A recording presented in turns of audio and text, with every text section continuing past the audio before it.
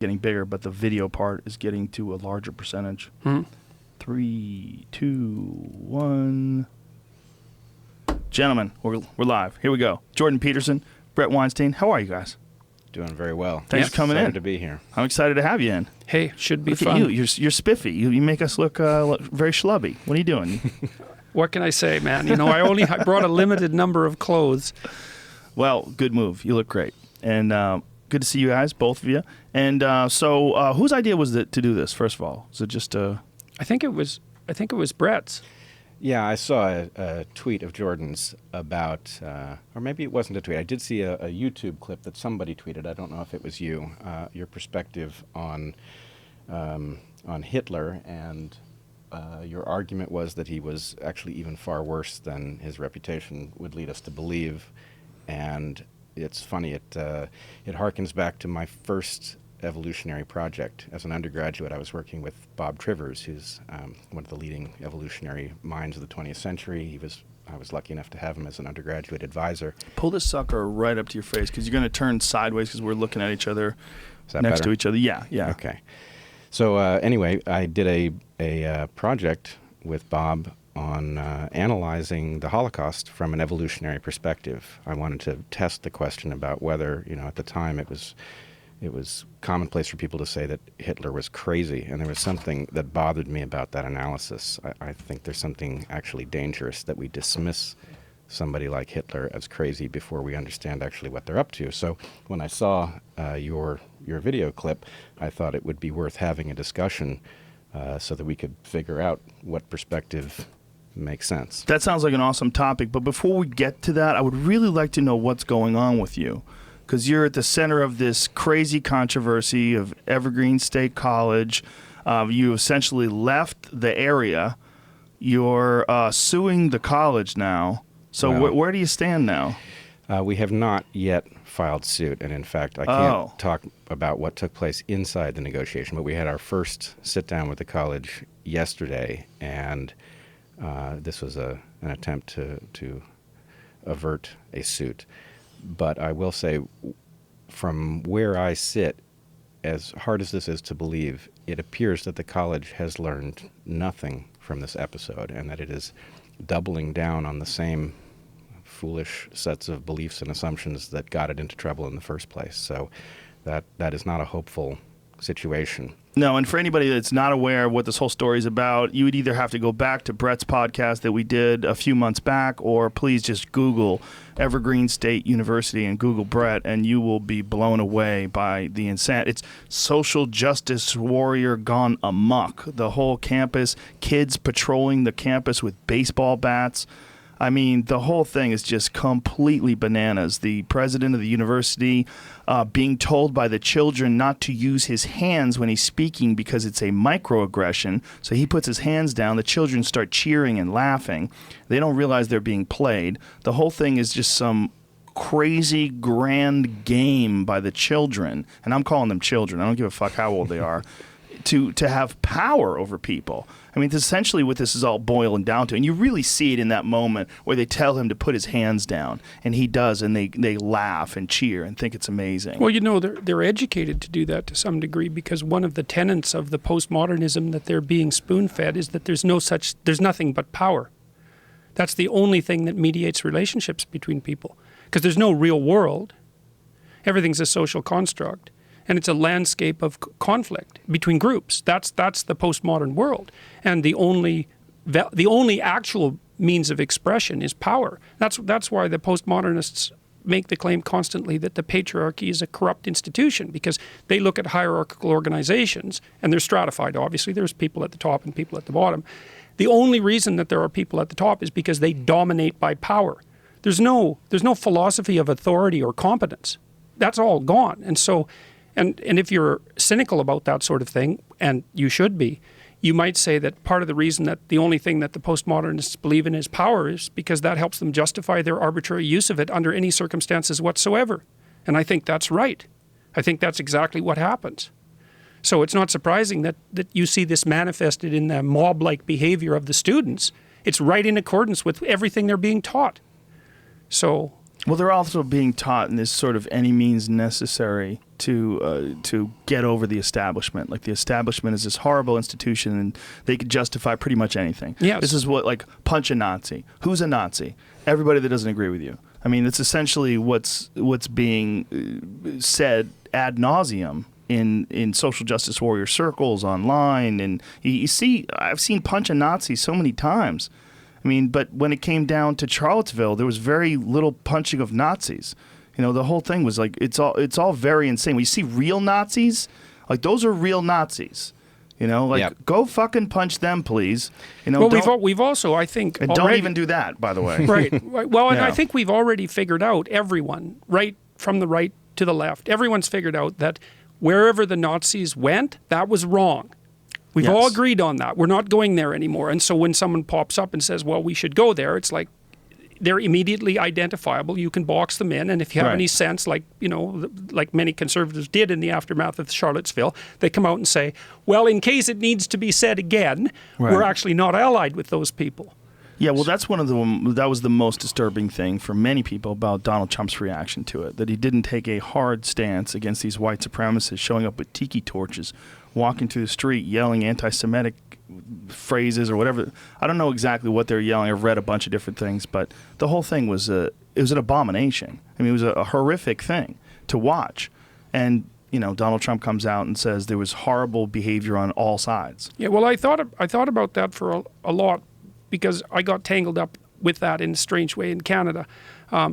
I was supposed to appear on a panel, a panel discussing the suppression of free speech on university campuses, which was then promptly canceled by the university that was going to host it in the aftermath of Charlottesville, partly because one of the panelists was going to be Faith Goldie, who was the journalist that was covering Charlottesville and got the footage of the car and the damage. But we were targeted immediately afterward with the Nazi epithet, and Ryerson shut down the free speech panel. So it's coming up again in November 11th. How were you targeted as you were targeted as Nazis? Yeah. What happened was this person put up a Facebook page and used a swastika with a no, you know, like a Right. circle with a line through it, and said no fascists at Ryerson, essentially. But she used the swastika, and she got a bunch of people rallied together to pressure the university administration into canceling the event, which they promptly did. And then they had a celebration party the night of the event. And here's something that was really interesting. So they got a couple of hundred people out to the celebration at Ryerson, and they were united under the banner of the hammer and sickle and were calling for revolution. And what was so interesting about that, and I really mean technically that it was interesting, was that the mainstream media said virtually nothing about the fact that these, let's call them counter-protesters, I don't know exactly how you'd term them, had come out under this murderous symbol. And that's made me think, like, I can't figure out why the swastika is an immediate identifier of a pathological personality, and the hammer and sickle isn't. There's actually a reason. It isn't just arbitrary. And I think maybe it's something like the Nazi is the guy who knifes you in the alley and steals your wallet, and the communist is the white-collar criminal who takes your pension. And you're actually more afraid of the first person than the second person, because the damage they do is more proximal and immediate and emotionally recognizable. But the second guy who takes your pension, for example, he's perhaps even more dangerous. But there's a bloodiness about the Nazi symbol and an immediate emotional impact that the hammer and sickle just doesn't produce. And some of that's because people are badly educated historically. I think that's it. I think it's pure ignorance. Well, I don't think it's just Really? ignorance. No, Do you think that the people that are wearing those Che Guevara t-shirts really understand the history of Che Guevara, or do you think he represents this sexy South American counter-protest character, a guy who stands up to the establishment as we know it, a guy who's wearing a green beret, wearing a beret, hiding in the jungle, fighting against the oppressive dictatorship of America? I mean, that's what they're looking at when they see that image. Well, the fact that historical ignorance plays a role in this is absolutely certain, and I think the romanticization of people like Che Guevara is exactly. I think you nailed that exactly. But I do think there's a deeper question here. It's like I was thinking in the aftermath of Charlottesville, many conservatives immediately divorced themselves from the Nazis. Ben Shapiro was a good example, right? Yeah. And it was very much reminiscent of William F. Buckley divorcing himself from the John Birch Society back in the 1960s. The right wing seems to be easier for the right wing to draw a line around the Nazis and say, no, that's not us. Partly because the right wingers, conservatives, are better at drawing boundaries. But, let's say we wanted to draw a boundary around the radical leftists. Okay, point to something. Well, on the right, you say, well, you wore a swastika. Yeah, you're out of the club, man. Right. On the left, well, you believe, what's the smoking pistol? You believe in equity? It's like that's a smoking pistol as far as I'm concerned, but it doesn't have the same emotional punch as you wore a swastika to the protest. Yeah, you believe in equity and you refuse to define it. That would be the right, indicator but I mean, to me. Right, but that's such a there's no you're emotional right. punch in that. It's like, well, I'm not going to associate with you because you believe in equity. It's like it's too complicated. It's right. I do want to back us up here though, because I think we underrate the danger of, and I think Nazis are a red herring.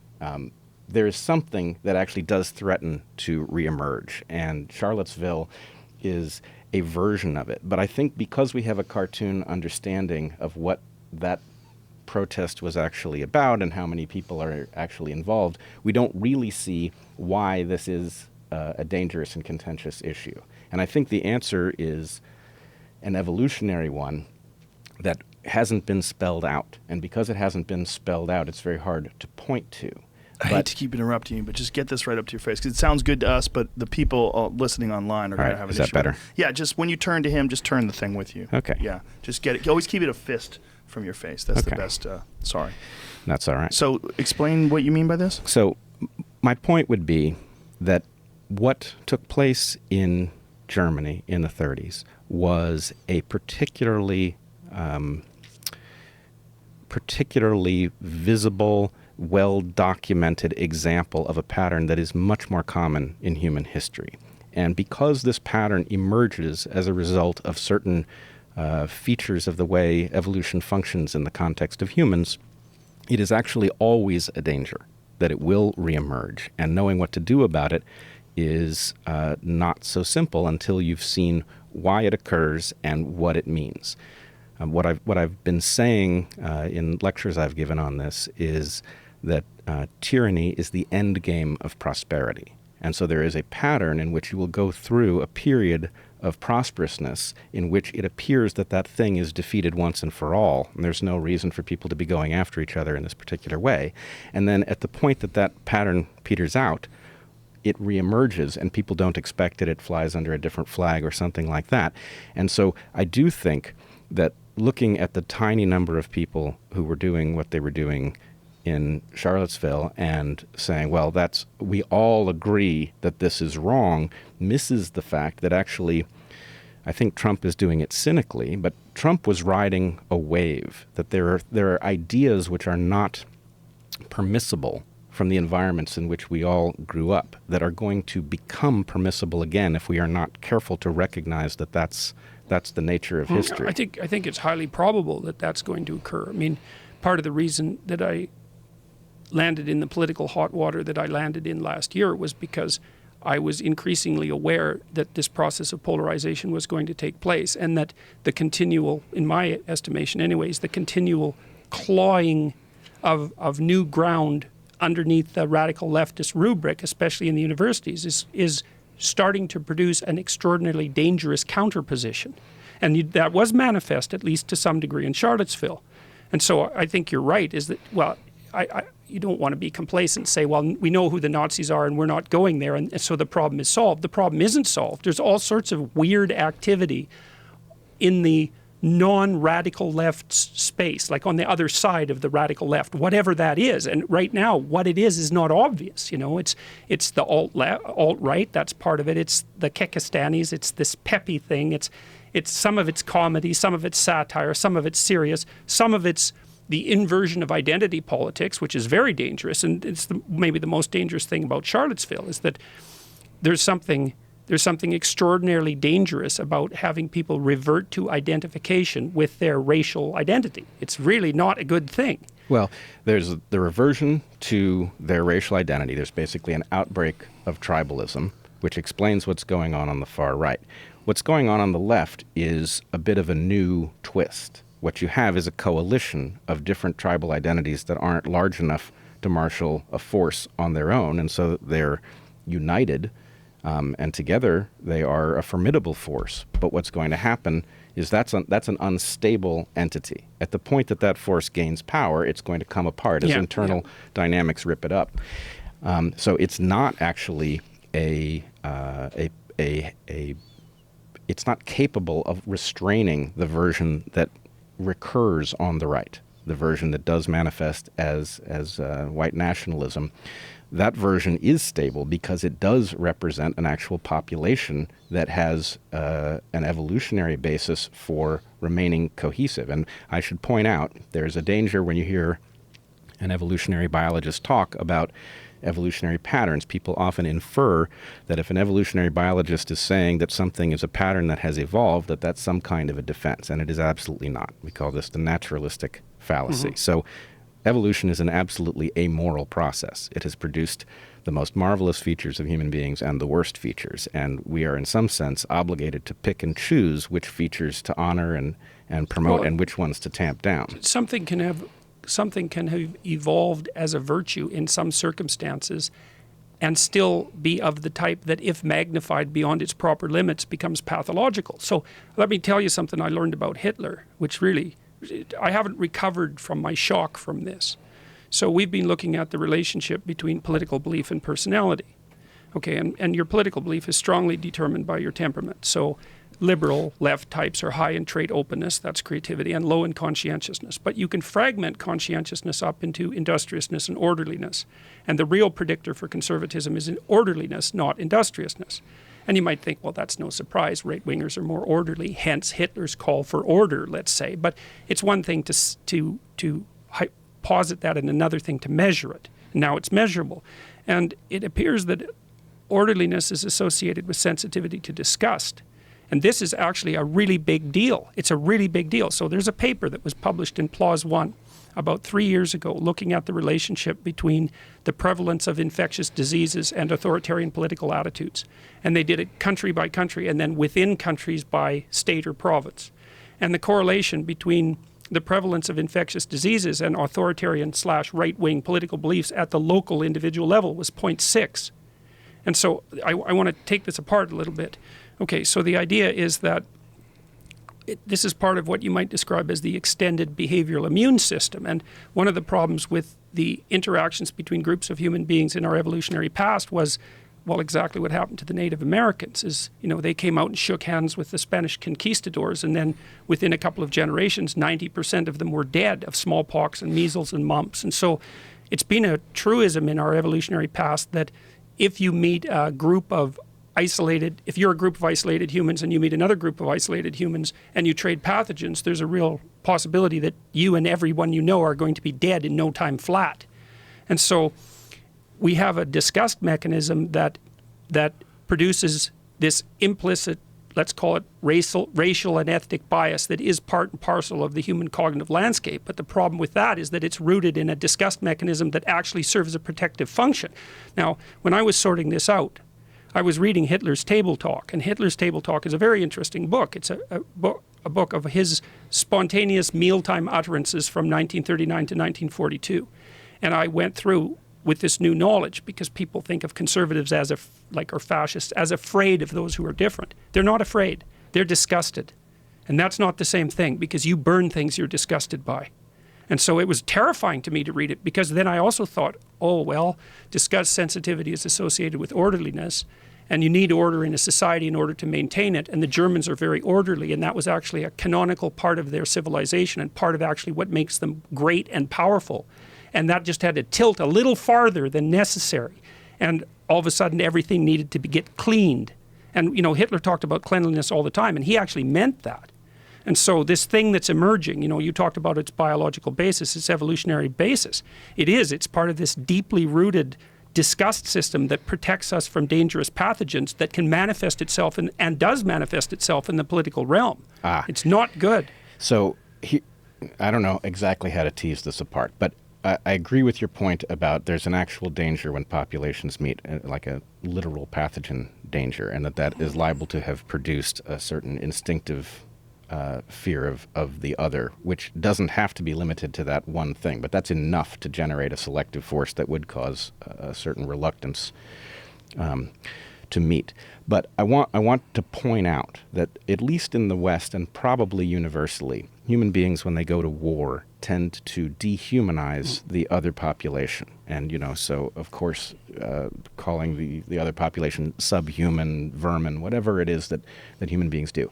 And my concern is that we are doing exactly this with the Nazis or de facto Nazis who are showing up on our screens at this point. That what we are doing is we are comforting ourselves by saying, well, that's a small outbreak of something that makes these people subhuman, justifies punching them or whatever. And I'm not squeamish about there being a right to violence when somebody is threatening a way of life. So it's not that. But my concern is that if you take the pathogen model and you imagine that all those folks who showed up in Charlottesville, that is a contagion and it needs to be isolated, then you will have the sense that as long as you do that, it's not going to show up somewhere else.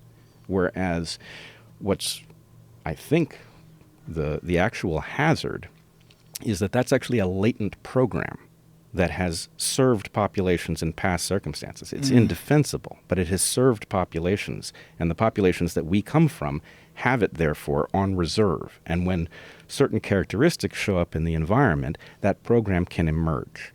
And so my concern is that that's where we are in history. Right. It can't be isolated as a phenomena that's associated with the other. Right. And one of the things I've done for decades is teach my students a variant of that, which is something like, because I try to walk them through psychological understanding of what happened in Nazi Germany and in the more intense situations like in places like in Auschwitz. So the question might be, well, if you were in Germany in the 1930s, could you be a concentration camp guard? And the gut reaction to that is, no, those people are unlike me. And that's the wrong response. The right response is, those people were human and I'm also human. And so that means that the Nazi is us. That's what it means. And so, and who the hell wants to think that? And no one will think that. And I have thought that through, because I've thought through, for a variety of reasons, what the limits of my potential behavior are. And the limits of my potential, and maybe I'm more pathological than the average person, it's certainly possible, but I understand that the limits of my potential behavior are far beyond the bounds of what people would normally consider civilized. And I think that's characteristic of human beings in general.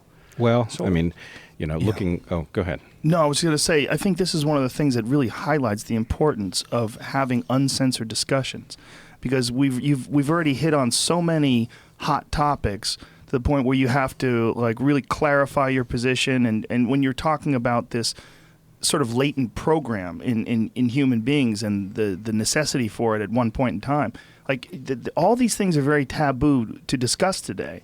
And this is a giant issue, because what you guys are doing is talking about things objectively, reasonably, logically, and clearly. But when you get to these sort of hysterical subjects, that's sort of forbidden today. And there's a giant issue with that, because when you have forbidden discussions, you energize those topics.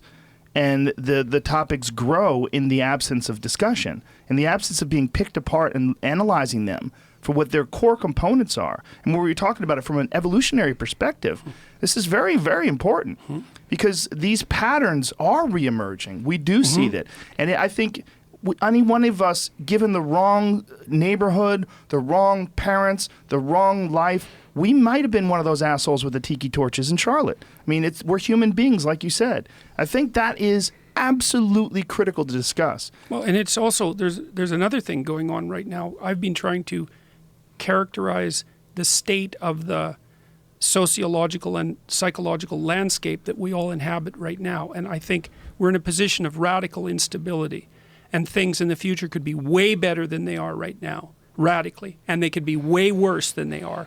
And the small decisions that people make are going to have outsized effects while they make them. Like, look at what happened with this guy in Charlottesville. I know he was surrounded by a coterie of deplorables, let's say, but it was one guy who decided to do something murderous. And that shifted the whole political landscape. And so what I see happening right now is that we're surrounded by these interactions between people that are positive feedback loops, and a positive feedback loop occurs when, if you do something, then it makes whatever caused that occur even in a greater way. And the polarization is like that. So I say something left-like and you say something right-like, and that annoys me, so I get more left, and it annoys you and you get more right, and all of a sudden we're at each other's throats. And that's happening everywhere, right? It's very unstable. And what's to be hoped for is that we can pull back from that and discuss it. We can say, look, under circumstance A, I could have been a communist inquisitor or a Nazi prison guard. I need to know that. And then I need to know what were the situations that made that likely. And then I need to know how should I conduct myself so that's less possible. And the only way we can figure that out is to have the kind of conversations that we're having right now. It's like, and this isn't them. I've been taken to task by some of my friends, for example, for using the social justice warrior terminology, because they've said to me, well, you're participating in this process of demonization and polarization. And I think, well, yeah, I can understand that. Although I'm also radically concerned about the fact that the universities, for example, are completely taken over by radical Marxists, essentially, and that they're driving this polarization. And it isn't obvious to me how to have a discussion about that without participating in the process of polarization. It's something I've been trying to figure out for the whole last year. And I've been emphasizing the role of personal responsibility instead of ideological identification, right? Get it into your head that you have the capacity for great evil, and stop assuming that that's something that's manifesting itself only in the people that you disagree with politically. Take responsibility for that and try to put your life together. I don't see an alternative to that, but it's been very difficult to avoid to do that, and simultaneously to avoid becoming a participant in this process of polarization. And it's a very dangerous process. It's what destabilized Germany in the 1920s and 30s, right? It was this ping-ponging back and forth between the radical left and the radical right. And your point, Brett, that the radical right actually is more powerful once they get organized is a really good one, because there's no fractionation. Yeah, it's more stable. You bet. And they have all the guns. That's another thing to think about. Certainly, in this country, the right is much better armed, and that's a very frightening fact. That's a terrifying thought. That we've heard this many times recently about the Trump administration, about if he's impeached, that there will be some sort of a civil war. I believe Roger Stone said that. Like, this thought is so terrifying that we literally cannot do anything to stop some sort of physical confrontation with weapons if we disagree ideologically, that it's going to happen. Well, first of all, there's a lot we can do. And sure. In fact, one of the other things about the evolutionary toolkit is that I believe we have exactly the tools for navigating this puzzle. They're built into us also, in addition to this latent program. But we are now in a very dangerous situation because, for example, if Google and other of these online Goliaths start deploying algorithms that decide what we get to talk about and see, then we cannot use the very tools that are necessary in order to escape and avoid something like civil war, which frankly... Open communication and debate, analyzing all the components of this issue completely objectively. Exactly. Yes, and taking the risks that are necessary with that. And some of the risks are that if we have free and open communication, that some percentage of that communication is going to be reprehensible and deplorable. But that, yes. but that the consequences of suppressing that are so much more dangerous than the consequences of allowing it, that they're not in the same universe. Yes, we empower yes. those terrible ideas by making them, electronically taboo. Yeah. And then the point is they're going to fester.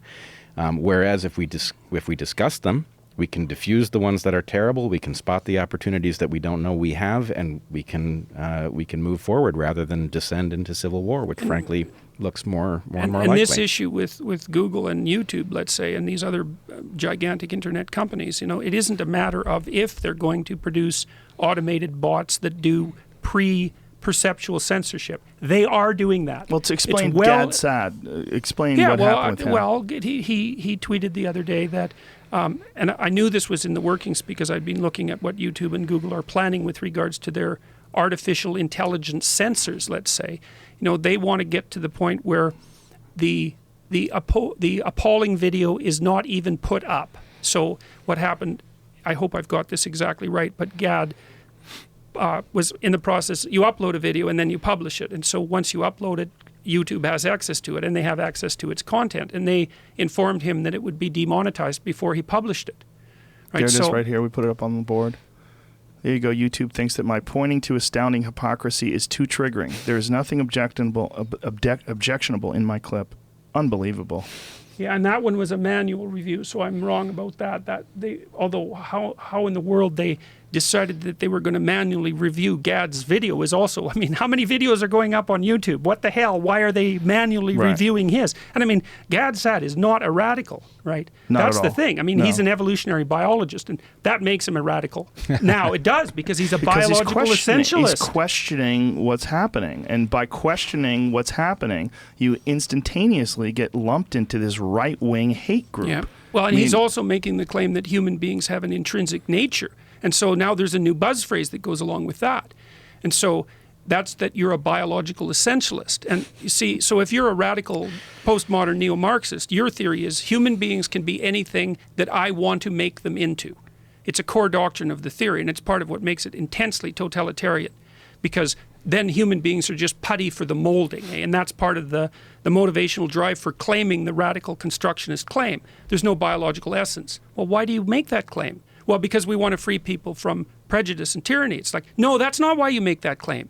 You make that claim because you want to justify your claim that there's absolutely nothing wrong with making over humanity in the image of your ideology. And that was a well-documented intellectual argument that wove through what happened in communist Russia, for example, because the claim there explicitly was you wipe out the past. There's no real biological identity. You can mold the human of the future in the image of your perfectionistic ideology. And the Russians actually sidelined themselves effectively with respect to evolutionary theory. That basically they were so backward on a biological front that as they were deploying this very broken ideological toolkit, they were wrecking their ability to think about how biology works. And so what you're pointing to about evolutionary biologists, it's not just that we question. The content of evolutionary biology is absolutely the opposite of politically correct. Yes, yeah. Exactly. Because nobody tells the biota what's right and what's wrong. The biota does what it does, and those of us who look at it and attempt to understand what those patterns are can't help but be deeply politically incorrect almost all the time. Yeah. And so the idea that the truth of biology is actually going to become unexpressible, and we're going to move ahead. We're going to sideline it so that we can move ahead with this ideological stuff. I mean, that is cutting off your nose. That's already happening. So biology is racist and sexist. Well, if I might. Biology, and we're going to have to go back here in order to collect a tool, but biology does create entities that have the potential for racism in them. In our genomes, we carry the potential for racism for Darwinian reasons. Sexism is a little different, right? It is, so I'm about to become very politically incorrect. Uh-oh. Yeah, I know. Uh-oh. It is not possible for male genes to gang up on female genes because all of our genes spend half their time in male bodies and half their time in female bodies, which does not mean that civilization is fair with respect to sex and gender, but it does mean that there's no biological basis for the evolution of a patriarchal force that subordinates women, because whatever the patriarchy does, those who are part of the patriarchy become female in the next iteration and they suffer the consequences of it. This is not the case with race. Unfortunately, this is not a good thing, but it is a true thing. In a Darwinian sense, one population can gang up on another population, and it has happened again and again. It explains all of the worst chapters in human history. And so, in some sense, what I'm getting at is that you want to understand that process. And once you understand what your genes are actually up to, and you understand that your genes, their objectives in the universe are not defensible, what your genes want cannot be defended in rational terms, then we become free to do something else, to recognize that our genes are up to things that we don't have any reason to honor. And we can basically take them out of the control position. But if we imagine that what our genes are up to must be all right, and therefore it can't include anything like racism, then we're just stuck. Then we don't have the tools to diffuse racism. So one of the things that happened when I made my video a year ago complaining about Bill C-16 in Canada, and that was the one that instantiated transgender rights, one of the things I was pointing to, my comments had nothing to do with transgender rights, but one of the things I was pointing to was that Canada had built into the law a social constructionist version of human identity, and that's actually the case. So, for example, now in Canada, here's a proposition which now has the force of law. There is no causal connection between biological sex, gender identity, gender expression, and sexual proclivity. Technically, it's illegal to make a claim that those things are causally linked. And the causal link claim is a biological claim. And not only is it a biological claim, it's a factual claim. Those 4 levels are so tightly linked causally that there's hardly any exceptions. There are exceptions. So because almost everyone whose biological sex is male considers themselves male, manifests themselves as male, and is heterosexual. So they're linked. And the reason they're linked is, well, there's biological and cultural reasons, but it's now, in Canada, the proposition that they're independent is now law. And I was pointing to that saying, we don't want to do that. You don't understand. You've built social constructionism into the law. That means that now it's illegal to be a biologist. Well, and everybody said, oh, no, that's not happening. It's like, don't kid yourself. When you put things in the law, things happen. And we were accused not only of being Nazis, and that was part of the reason that this talk was shut down, but also of being biological essentialists. And biological essentialism is the new buzzword for Nazi, essentially. So I have to go. Please do. I want to correct you. It's not that it's illegal to be a biologist. It's just illegal to be any good at it. Oh, yeah. Okay, well, that's even more effective, I would say. So is there concern that putting biology as fact, it will get in the way of civilization because we're supposed to be moving past all of these issues? We're supposed to be moving past these things as we evolve. We're supposed to be looking people as being free to choose whatever gender they like, free to choose whatever sexual orientation they like, free to express themselves in any way, and that by defining them by purely biological terms, we're essentially relying on the meat wagon to lead us through civilization rather than the mind. That's great. You did a very good job of outlining the credible case against biological essentialism, and because it can deteriorate into something like eugenics. There's a real danger, like a political danger, on the side of biological determinism. But there's a danger in denying it as well, because then we can't use our rational minds to truly mitigate whatever issues that we would have with our biological urges. That's the irony of this. Yes. Is that actually there is an argument to be made that we need freedom from our biology. Yes. And we have the capacity to do it. Most creatures wouldn't, but the way human beings are constructed, we absolutely have the ability to be rational about these things and decide which things we want to bring into the future. But we can't do it if we don't discuss these things in honest terms. Yeah, well, a subset of males are biologically hyper-aggressive. You can identify them at 2 years of age. And they're the kids. If you put a bunch of 2-year-olds together, there's a small subset. They're almost all males, about 5% of males, who will kick, hit, bite, and steal. Okay, so that's their biological programming, let's say. But the vast majority of them are socialized by the time they're 4 years old. So that's me. Yeah, sure, absolutely. Absolutely. I mean, it is. Yeah, absolutely. Yeah. And the thing about boys like that is that if you socialize them properly, it's quite a bit of work because they're very combative. My son was like that. And if you socialize them properly, then they can become unbelievably useful. They're courageous, they're forthright, they're not going to back down from a challenge. There's all sorts of massive utility in that, and that's this proper interplay between the biological circuitry and the socialization. But and with James Damore's memo, he's been accused of taking a biological essentialist route, which is not true. One of the things James said is, look, there's credible evidence that there are biologically mediated differences between men and women at the level of temperament and interest that are actually large and profound. And I would say the science on that is sufficiently settled so that someone can come out and say that's scientifically credible. Now, that doesn't mean it's right, because the scientists could be wrong. But what you can't say is that what James Damore said was scientifically uninformed. It was scientifically informed. But he also said, look, let's make the assumption, I'm paraphrasing slightly, but let's make the assumption that we want to, as a society, we want to extract maximum useful economic value from talented people. So one of the things we want to do is, if some of those people are women and some of them are men, we want to understand the actual differences between women and men so that we can set up the workplace so that both women and men can contribute to the maximum economically so that they can benefit as individuals and everybody can benefit socially. So you can use the biological, so, I mean, for example, one of the things, here's a biological problem. On average, women are more agreeable than men. And I think that's because agreeable people they're self-sacrificing. And I think as a woman, you need to be wired to be self-sacrificing or you won't be able to tolerate taking care of infants. That's my sense of it. Okay, now there's some problems with that. It's like, let's say that a huge part of female wiring is tilted in the direction of the necessity of self-sacrifice for infant care. Okay, that doesn't equip women very well for dealing with aggressive men, because aggressive men and infants are not the same creatures. So women pay a price.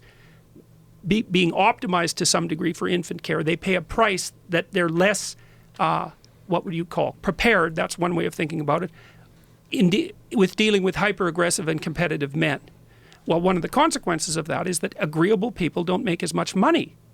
And the reason for that is, to make money, you actually have to be disagreeable, because you have to go to your boss and say, give me some bloody money or something you don't like will happen to you. You have to like, I'll leave. You have to be able to fight for an idea, too. Yeah. But so there's something, this is a perfect test case. So biologically speaking, there's a very good reason for certain kinds of wisdom to be biased in the direction of manifesting in females.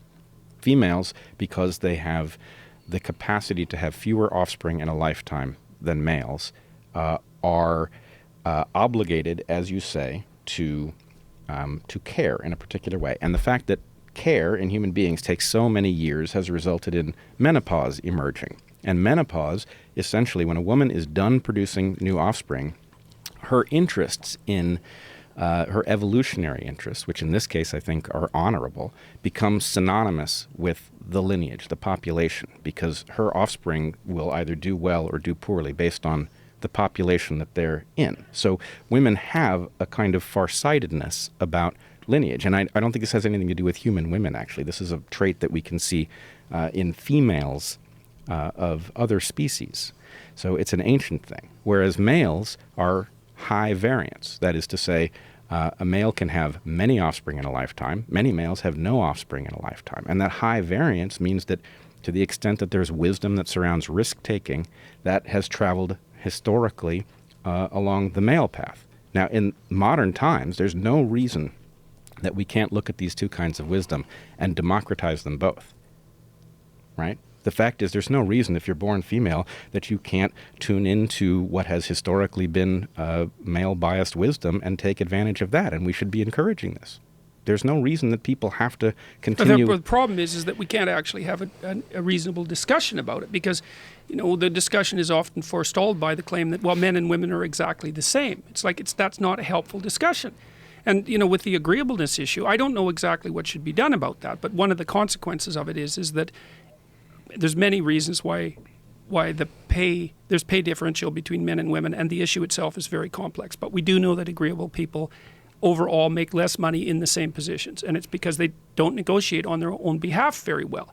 Now, it's conceivable that you could have an intelligent public policy or corporate policy discussion about what to do about that. Like maybe the rule is something like you review male salaries once a year and female salaries every 8 months, or something like that. You know, and I'm not saying that's a good idea. I'm not saying that. I'm saying that if you take the facts on the ground into account, there are ways that you might be able to use them so that you could, and I'm not going to say level the playing field because I think that's an appalling phrase, but maximize the possibility of economic contribution across the genders, which is obviously in everyone's best interest. But we're not going to do that. When someone like James Damore comes out, and he's no scientist, you know, well, he has some scientific training, but that wasn't his primary field of expertise. He came out and did a pretty credible job of summarizing the literature. He did it because he had been subject to mandatory diversity training and was asked to produce a response. He didn't do it so it would go viral within the company or become public. And because he expressed his opinion, let's say imperfectly, he got fired. It's like, that's not good, man. That's not a good pathway. Well, it also wasn't good that his stuff was being republished without citations. That people were publishing it without the scientific papers that were sort of affirming what some of the things that he was saying. I couldn't make heads or tails of it until I saw his original version. Yeah, well, right. that goes back to the point I was making earlier about this is an unstable time where people's individual ethical choices in some circumstances will have effects far beyond the local. It's like those journalists who jumped on the story, did it either badly, because they were incompetent, or they did it maliciously. Right. And so now we could say, let's say things go really badly in the next year.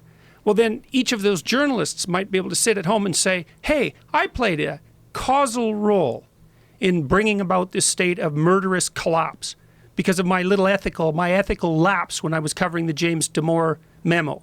Because of my own laziness and ideological rigidity, I was willing to play fast and loose with the truth, and now I've played a major causal role in, pushing everything towards a state of chaos. It's like, people had better be on their toes because we're in a situation that's radically unstable. And so it's a really good time for everybody to be very careful about what they write and say, and about their motives for tarring and feathering the opposition. That's another thing that we have to be very careful about. It's just very bizarre how quick people are to call someone a racist today. I mean, I've never seen anything like it in all my years. It's a strange time. I got into it yesterday. I got bored and I started trolling with Pepe the Frog. I started putting up the frog with rainbows, saying this seems like a frog that's really into gay rights. Like, here's a frog that holding a lemon with a tart face. Like, this is a frog that ate a lemon and he's reacting to it. Like, how is this all racist? Like, how is this anyone? It's not like all these people that are creating this frog are coordinating. Anyone can make a meme with the frog. And a lot of the original Feels Good Man cartoons that the guy created, those are applicable too. They're silly. A lot of them are really silly. Well, I think a lot of it was an intentional troll. Yes. So I read a story about Kekistan. I was looking into it, trying to figure out if it was really, the menace to humanity that everybody claims it is, and the story was preposterous. It was it's a magical place where anti-Semites and Jews and atheists and religious people live in harmony, which is that's hard to even parse. It's designed to cause your mind to throw an error. Yeah. Well, and that is what. So I think this is an excellent thing to talk about because I've been, let's say, identified under many circumstances now with the alt-right. I've been doing every bit of investigation I can into its many manifestations. It's a very confusing place. It's certainly not an organized place. And exactly what it is by no means obvious. And the Kekistan issue is a good case in point because mostly that's like a satirical realm where I don't know what it is. It's defensive humor in some sense. Let me give you an example. I gave my father a Kekistani flag about 3 weeks ago, and he's. Why did you do that?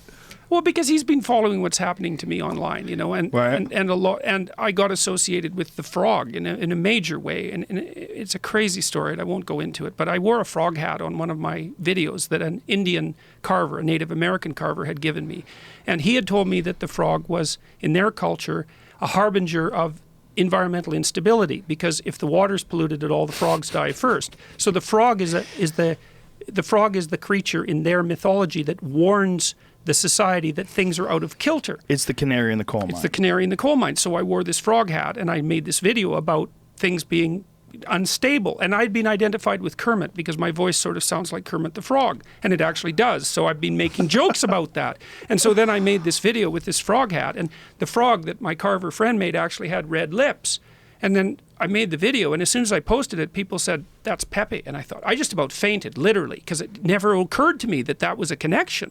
So anyways, I've been tangled in with this frog thing in this most absolutely insane and surreal manner. But and that got me into the Kekistani thing. And a lot of the people that I'm trying to address online are young men who are pushed, I would say, in a right-leaning direction by the movement of the radical left alienating. And then they're thinking, well, I'm certainly not that. Right. Well, then what am I? Well, Right. maybe I'm the opposite of that. Well, is the opposite of the radical left the alt-right? Or is there a better opposite? Is there a different opposite that people could flee to? And that's what, well, partly that's what I'm trying to figure out. But does it have to be opposite? Couldn't it just be different? Well, and that's the that's a thing. good Is like question. opposition is a real issue with people, right? Like what you were talking about before, when people just ramp up their positions and get more ideologically based, and they're doing it as a reaction to the other side instead of just being who they are. Instead of having some sort of a personal sovereignty, they're literally reacting to the Yes. opposite side and changing who they are. yes, so what I've been trying to do with my videos, and I think this is part of the reason that they've become so popular. In fact, I'm certain of it, is that I've been trying to agitate for the adoption of that personal responsibility as an alternative to political ideology. It's like, get your act together, have a vision, straighten out your life, say what you think, stay away from the ideological idiocies and simplicity and oversimplifications, and try to put yourself together. Because I do believe at the most fundamental level, and I think this is the remarkable realization of Western civilization, is that the well-developed individual is the antidote to the tyranny of society and biology. I think that's our great discovery in the West. It's not like other cultures haven't had that idea in nascent form, but it's been hyper-developed in the West, and I think it's right. And so we abandon that pathway of divine individuality and revert to ideological identification of race or sex. We're going to tear each other apart. And I think part of the reason we're motivated to do that, Joe, is because many people don't want to bear the responsibility of developing themselves as individuals. So they'll shuffle off the responsibility, and if that means that, we're dancing in the streets because everything's on fire, that'll be just fine. And that's another thing that's adding to the terrible danger that we're in right now. So I think you're right, and I think that personal auditing program that you're a part of is gigantic, and people look at it as being separate from all these issues that we're dealing with culturally. But I don't think it is. I think you're absolutely right, and I think that there is a real lack of struggle and understanding of struggle with a lot of people today. Not necessarily struggle financially, but I mean like physical struggle, spiritual struggle, understanding that you have to overcome difficult issues to really understand the true potential of your mind and your body. You have to not only overcome them, but you have to seek them out voluntarily. Yes. and what would you say, exult in the fact that they exist, right? Yes. And that's part of bearing the burden of being. It's like being is a tragic state. Human being is a tragic state. So you can shrink from that. But if you shrink from that, the suffering increases and intensifies, and you become resentful and malevolent. Yes. So the alternative is to move forward courageously. That's the dragon motif, right? That's the hero myth, essentially. And that is the pathway forward as far as I'm concerned. Well, I think it also has implications. You're talking about it at the level of what is best for the individual. But we also have a problem, which is that these collectivist movements, whether they are, white nationalists on the right or social justice warriors on the left, they cannot see forward. And what is missing is that actually the mechanism that allows us to discover new ways involves individuals who are capable of thinking independently. And if you have multiple individuals who think independently about related matters, then they can pool that stuff. But if what we do is we force everybody to sign up for the same things that we all agree are true, there's no way of discovering what we don't yet know, because every great idea starts with a minority of one. So we have to have the freedom to be the only person who believes something, and then to compel others that it's somewhere in the right neighborhood, and for others to pick up that mantle. And so by subordinating that's exactly why free speech has become an ideological issue and increasingly identified with the right, and which is horrible. It's horrifying. But the right justification for free speech is what you just laid out, which is that in order for, like, the collective is a group of what's already known by definition. We inhabit the collective, and that's what's already known, what we can agree on. But the problem with that is that what we can agree on, what's already known, isn't sufficient. Because we still have problems.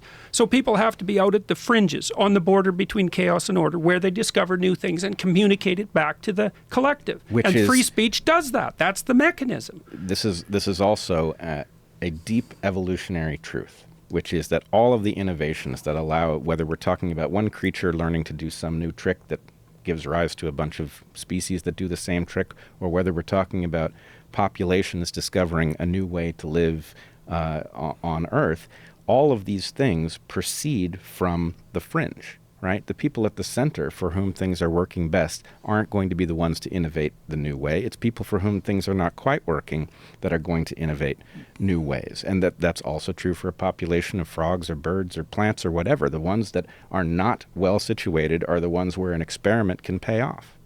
That's why Hans Eysenck, a psychologist, wrote a good book called Genius, and he was interested in what predicted high levels of creative success.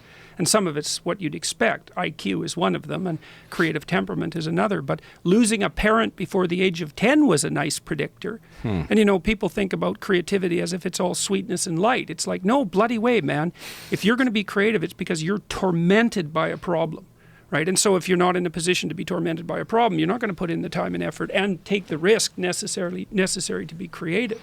So, but, you know, I've been trying to understand the evolutionary landscape out of which our most fundamental religious convictions emerge, and the idea that it is by definition the individual that innovates, and that by definition, therefore, it's the individual that's the savior of the collective. I mean, it's hard to imagine how you could find a biological restatement of an essential Christian presupposition that was more mapped one-to-one than that. Now, you could say, well, that's not unique to Christianity. I see the same thing in the Jewish antithesis between the prophetic tradition, the prophet, and the tradition.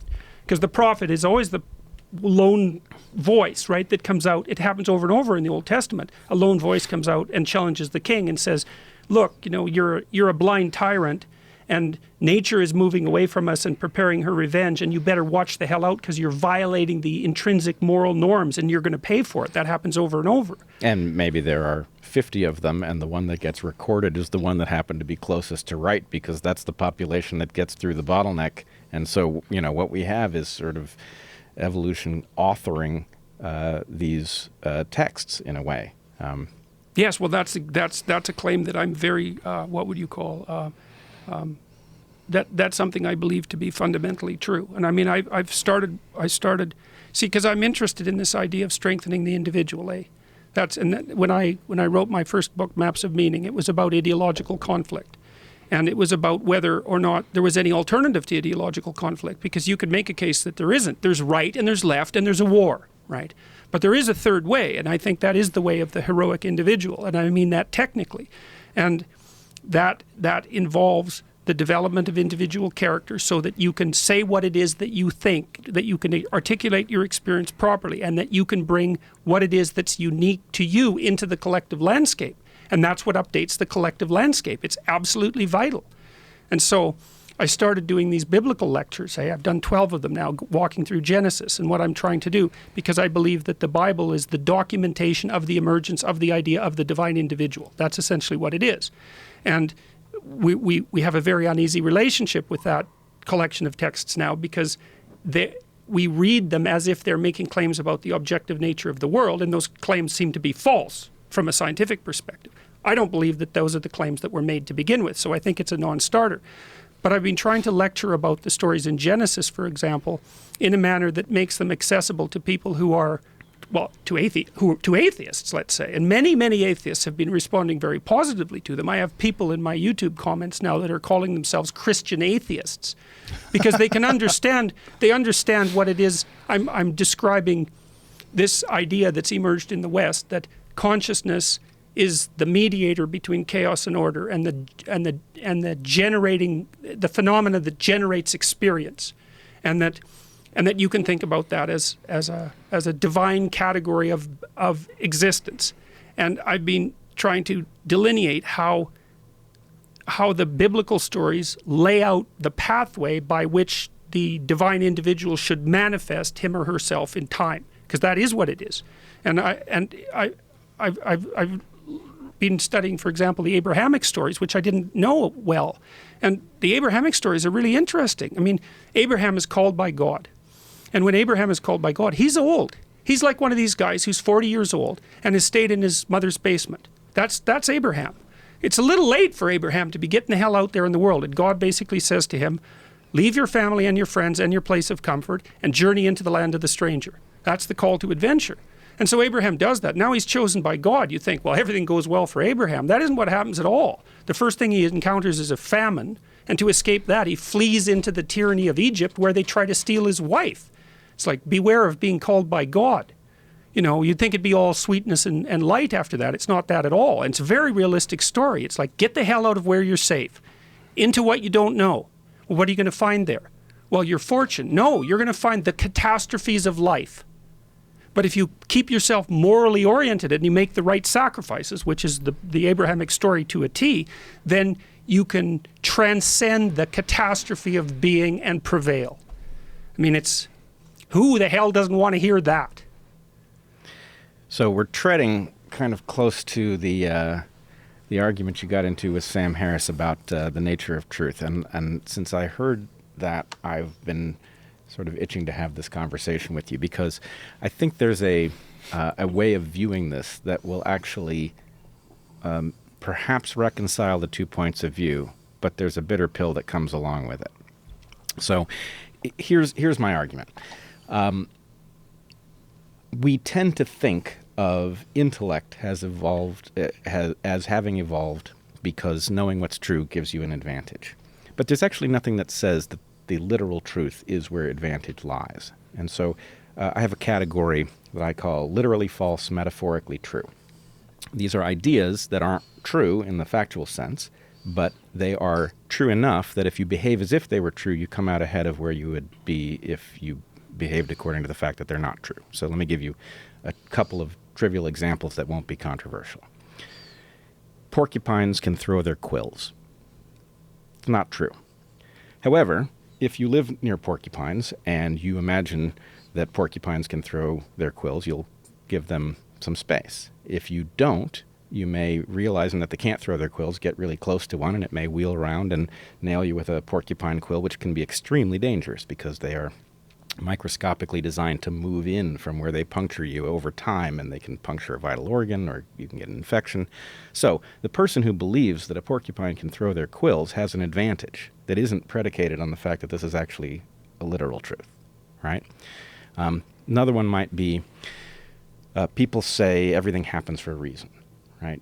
Well, unless you're talking about physics as the reason, everything doesn't happen for a reason. However, if you are the kind of person who believes that everything happens for a reason, and then some terrible tragedy befalls you, you may be on the lookout. Well, what's the reason that this happened? Maybe it's supposed to open some opportunity, and you won't miss that opportunity the way somebody who was preoccupied with their misfortune would. So, literal falseness, but metaphorical truth, is actually, I would argue, the category under which religious truth evolves.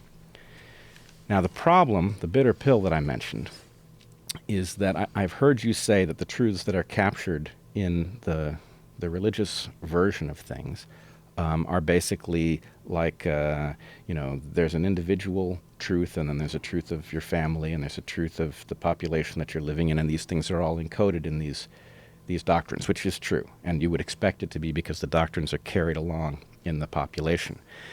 The problem is, what I hear you arguing, and you tell me if I have it wrong, is that we should therefore expect the encoded metaphorical truths in these religious traditions to be morally right. But there's nothing that actually says it will be morally right, because there are metaphorical truths that might in fact be reprehensible, but nonetheless effective. And so what I would argue, the overarching point here would be that you're right that the documents that contain these descriptions of things are full of things that are true in some sense that is not literal scientific truth, nor was that their purpose. What isn't true is that those things are inherently up to date. First of all, the first thing about that is that a discussion like that, and this is also what happened with Sam Harris, takes me to the very limits of my intellectual ability. And so even in discussing it, I'm going to make all sorts of mistakes because it's treacherous territory. But I would say my understanding of the great myths has that observation built into it. So one of the archetypes is that of the tyrannical father, which is the archetype, by the way, that possesses the minds of people who accuse Western society of being patriarchal. They're possessed by a singular archetype, and that's the archetype of the tyrannical father. They don't see that there's a tyrannical father and a wise king, because there is. That's you can't even point that out. But anyways, in some of our oldest stories, there's a representation of the dead past. So let me give you an example that everyone knows about. The story of Pinocchio is the story of the individualization of Pinocchio. He starts out as a puppet. He's a marionette. He's a wooden head. He's a liar. And he's pulled by forces that he does not understand. Right, okay, but he has a good father. That's Geppetto. And so he's got and Geppetto wishes that he becomes a real individual. And he knows that that's an impossible wish. He wishes on a star that his son could become an actual individual, knowing full well that that's unlikely and impossible. So Geppetto's a good king.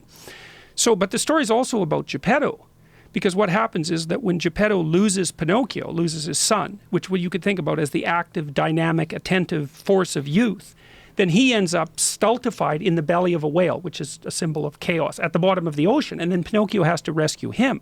So I would say there is an instantiation of evolutionarily accumulated wisdom in the great stories of the past, but they're still dead. And it requires the union. This is why in Christian theology, the Godhead has a tripartite structure. This is part of the reason. There's God the Father, but the Father's dead. The Father was right 100 years ago or 1,000 years ago and is still partly right, but he's dead. He can't participate in the updating of the process. So you need an active force. Now, the active force is the same thing that generated those stories across time, right? So it's the same thing, except it's also alive in the present. And so your moral duty, and this is another thing that happens in Pinocchio, is to rescue your dead father from the belly of the whale. And that's partly what I'm trying to do with these biblical lectures, because your objection is correct. The reason it's correct is because even if the solution was correct, the landscape has changed. And it's changed incrementally or in a revolutionary way. We don't know. And so those old truths are at best partial and at worst blind.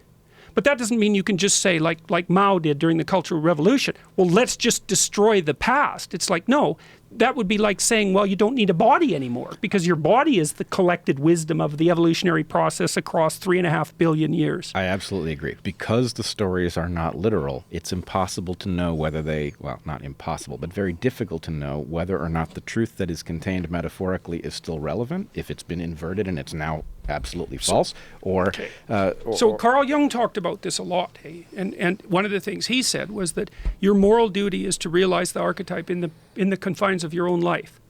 And so you say, well, there's an archetype of perfection that pervades the West, and for the sake of argument, I'm going to call that Christ, the Christ image. It's something like that. That's the archetypal image. Now, we have a story about what Christ's historical life was like. Well, you can't have that life, because you would have had to be in the Middle East 2,000 years ago. That's not your life. But what you can do is take the archetype and you can manifest it within the confines of your own life. And what that does is force you to undergo the difficult process of updating the ancient wisdom.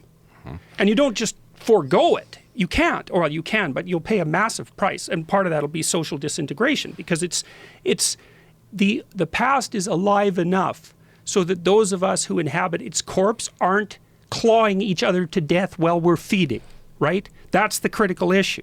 Now, it's not alive enough because the bloody thing could fall apart at any moment, and we need to be awake and alert in order to keep it updated and maintained. Well, not only that, but the greatest hazards to us in the present are only partially going to be dealt with in these texts, and that's my biggest concern, is that, if we take Dawkins dismissing religion as mind virus, this is very dangerous because it neglects the truth that you're talking about. And it prevents us from getting to a conversation in which we can talk about the fact that religions are not mind viruses. They are adaptations to past environments. They do contain a kind of truth that isn't necessarily literal and is in general not literal.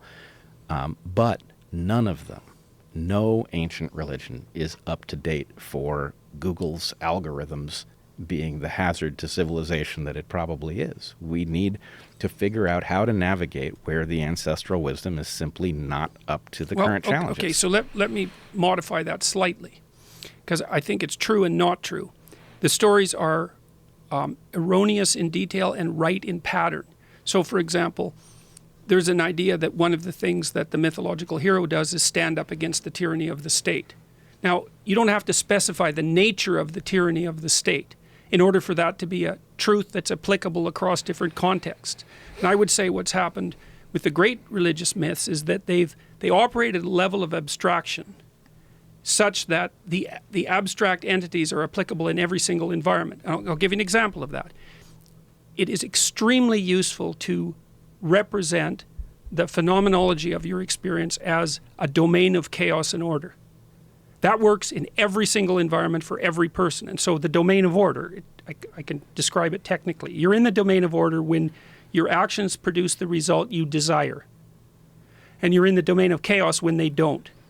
And then I could say, well, your task is to straddle the border between those two domains, because you don't always want to be where everything that you're doing is working because you don't learn anything. And you don't want to be where nothing you're doing is working because it's overwhelming. You want to be stable and dynamic at the same point. And the Taoists do that very nicely because they have a chaos order conceptualization of the phenomenological landscape. And their claim is the point of maximum proper being is right at the center of the border between chaos and order. And I think that's true across contexts. So I don't think that truth ages. Some of them don't. But the question really is one of, at what point is there so much legacy code that taking the package is more harmful than it is beneficial? And at what point if God were writing today, I'm pretty convinced the first commandment would be, thou shalt not enrich uranium. It would make sense as the number one commandment. It's not there because uranium wasn't a concept at the point that the thing was written, nor was the hazard of enriching it obvious. And so the fact that it isn't mentioned tends to de-emphasize it as a risk.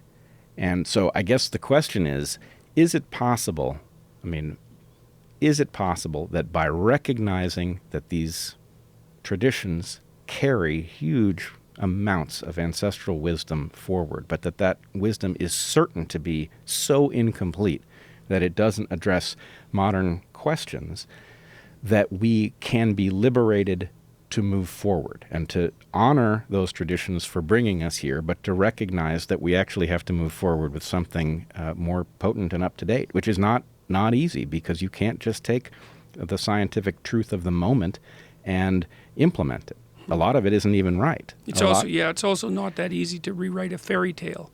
And some of these fairy tales that people are trying to rewrite in modern times are perhaps 15,000 years old. And people think, well, we can just update that so that the modern version will be better. It turns out that that's very, very difficult. And there's another, I'm going to play devil's advocate against my own position here. Because I say, well, the religious texts encode profound and evolutionarily determined truths that are universal. Okay, which religious texts? Right, they contradict each other. And you might say, well, all of them. But then that means that obscures the important differences between the traditions. And I'm by no means certain that all of them do. So I'm going to stick my neck way the hell out, because why not? It isn't obvious to me that Islam does, because it's very difficult for me to see that the totalizing nature of Islam doesn't make it unique among religions. So now, good. So, well, there's that out on the table. If you don't mind, but isn't the issue using the word truth? Because we can say we could use tradition and wisdom, and we're okay. But as soon as we start saying truth, then we run into problems. And even when you're talking about porcupines, where you're talking about, what would you say, metaphorical truth versus, look, it's not true. It's real simple. Just don't go near the porcupine. Teach the kid to not go near the porcupine, because porcupine quills are dangerous. They get stuck in you. They're really dangerous. Can they throw it at you? No, they cannot. But just stay clear of them, because you don't want them to somehow or another get in touch with your body. There's no truth in that they can throw their quills at you. You benefit from being particularly aware of the dangers of their quills. But if you tell a kid that they can throw their quills, and so therefore the kid stays clear of them, he has a faulty assumption in his head.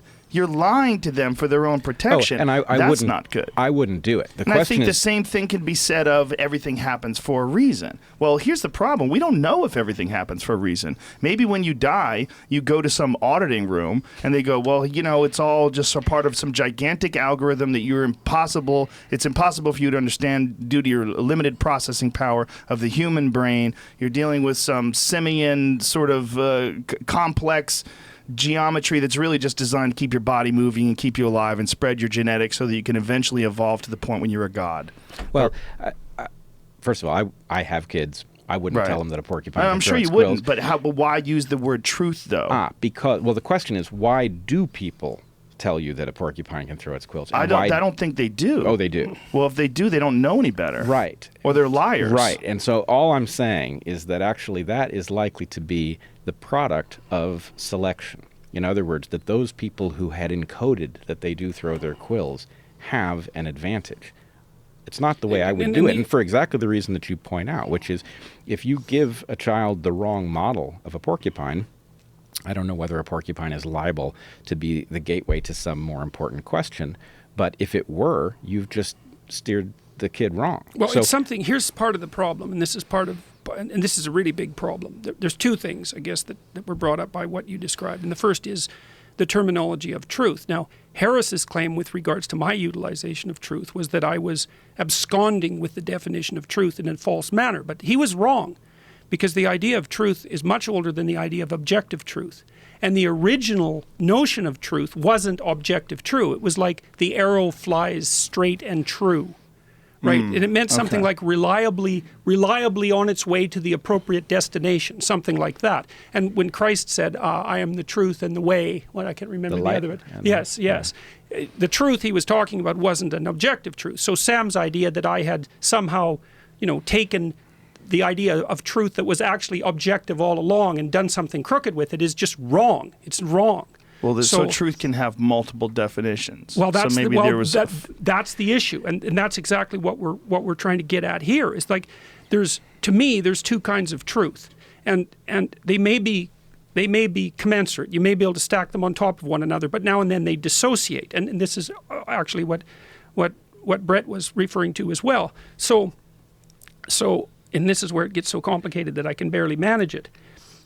There's the truth that manifests itself in the manner in which you act.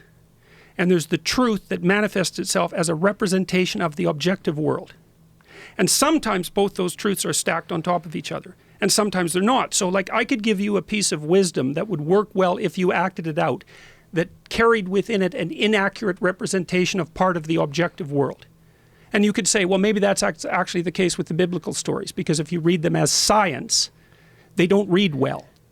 So let's take malaria as a good example. Malaria, the root of the word is mal-area, bad air, right? Malaria is not transmitted by bad air. It's transmitted by mosquitoes that live in places where you might think the air is bad. So the point is it's part of the way there. Right? Yeah, that's a good one. And that also gets, there's another weird distinction here, and that I was trying to draw with Sam, but that's a really tricky one. And we augured in because we started to talk about pragmatism, but there's also something like the truth of a description and the truth of a tool. And my sense is that people's fundamental truths are tool-like. We use them to function properly in the world. And you could say, well, a sharp axe is more true than a dull axe. And actually, you can use the word true in that sense. That actually is an appropriate use of the word. There are tool truths and there are objective fact truths. Now, and in the optimal circumstance, those map onto each other. But we're not smart enough often to make them map onto each other because we just don't know enough. And there are lots of truths that we have that portray the objective world improperly that are still true. Is the problem using the term true when sometimes you should use the term fact? Yes. 1 + 1 is 2, that is a fact. 1 + 1 is 2 is also true. You throw some water on a match, and it'll go out. That's a fact. Yes. Right? Well, as I see it, at least, there is this overarching truth, the one that Sam Harris was pointing to, the one I think you're pointing to also, and the one I'm imagining we all subscribe to. Sure. Right? There is the testable truth that reveals itself in the laboratory or in a careful experiment in the field. And that really is the top-level truth. But then there are the truths you can't speak yet. So let's take the word filth from the Old Testament. Okay, filth means shit, right? You're not supposed to shit in camp because God finds it offensive. Now, the problem is the germ theory of disease doesn't come about for thousands of years after that truth was written. That truth keeps you from infecting people long before you can ever explain that there are microbes that grow in human shit that are a particular danger to your population. So the point is, would you rather be held back to the place where you can actually describe the literal underpinnings of what's going on, or do you want to be liberated to say something that actually results in an improvement in health before, literally thousands of years before anybody had any idea that it was microbes at the root of this? Yes, and you need to figure out, so an elaboration of that would be something like human beings needed to figure out how to act without dying before they could understand the nature of the world well enough to justify that. Right, and something like that. You'd be crazy, now that we do have the germ theory of disease, to amplify that original crude version of the truth, or that crude approximation of what you need to believe in order to behave safely. There's no reason for that truth to be promoted. In fact, you don't hear people describing this part of the Old Testament anymore as because true. It's not relevant. Right. And this is probably all why dietary restrictions were in the Old Testament as well. Shellfish, red tide, eating pigs, trichinosis. There's a lot of issues that go along with that. Yeah, Right. well, there is some intermingling, perhaps, of hygienic concerns with also the desire for the groups to distinguish themselves from other groups, right? Because you can unite your group quite tightly by dietary restrictions. So, back to your point about terminology, we could do something like fact and wisdom. You say truth, that's the overarching category, and then that divides into fact and wisdom. And what you want, optimally, is you want the facts and the wisdom to be one to one, but often they're not. And if you find wisdom where the facts aren't laid right out, you don't just get to throw away the wisdom, which is what I think happens in the case of people like Dawkins and Harris. And Harris makes another sleight of hand move, which I don't like, which is that he thinks, so let's say, except for just a second, the wisdom-fact distinction, he would say, well, the fact is the thing, and the wisdom is a second-order derivation of that. You can ground the wisdom in the fact, and I don't believe that, and I don't think that he has any real justification for that claim. And this is something I never got. What do you mean by grounding the wisdom in the fact? He thinks if you know the facts clearly enough, you'll know how to act. Well, that's not necessarily true. Well, right? that's a huge. There's ways to act that are within your best interest, and then there's ways to act that are within the interest of all the people around you, but might not serve you that well.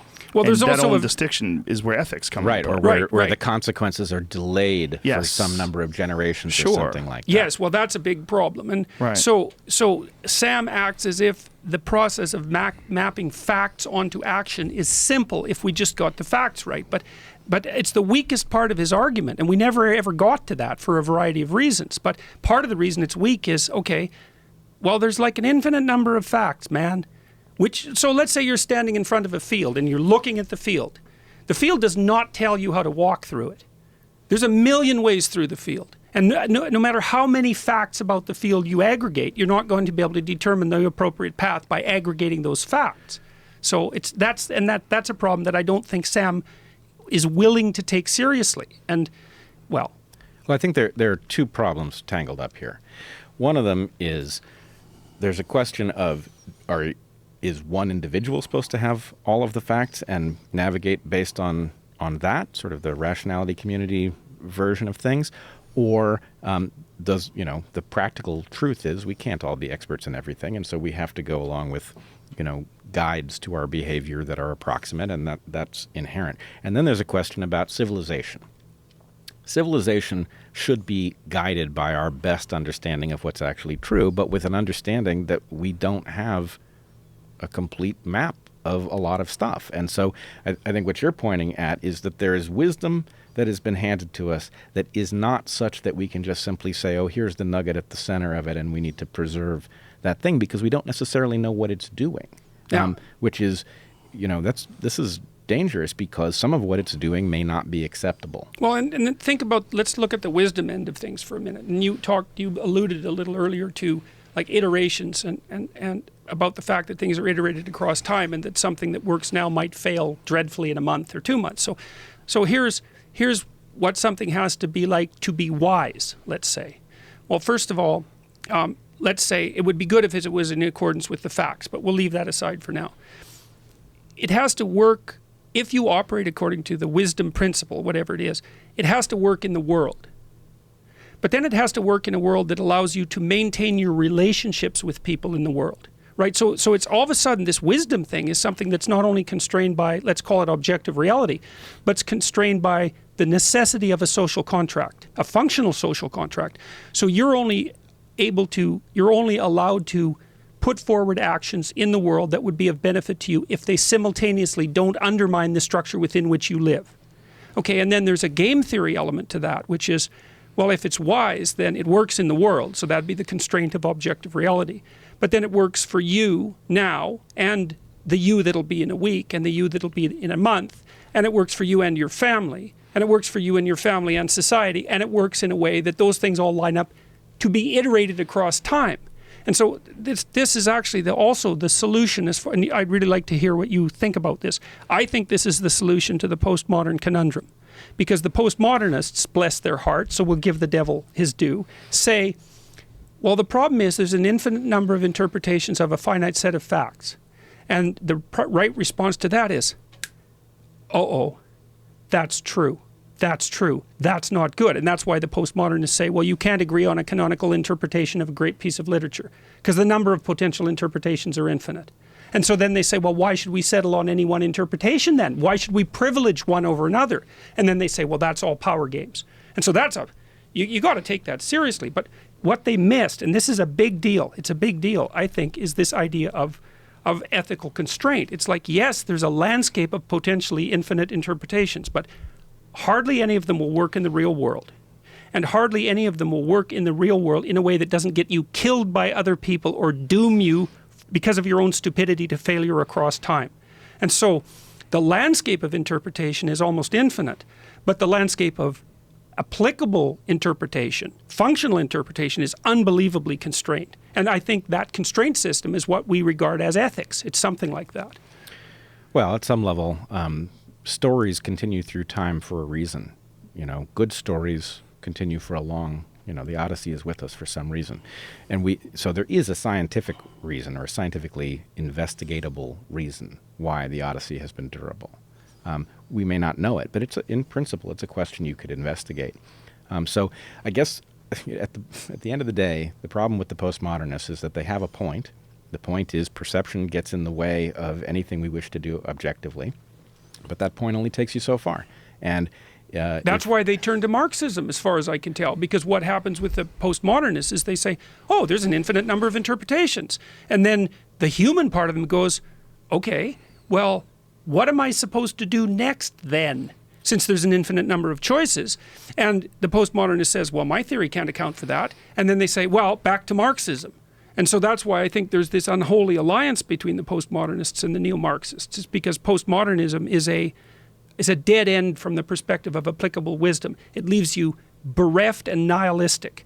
And that's not good because people can't exist without a purpose.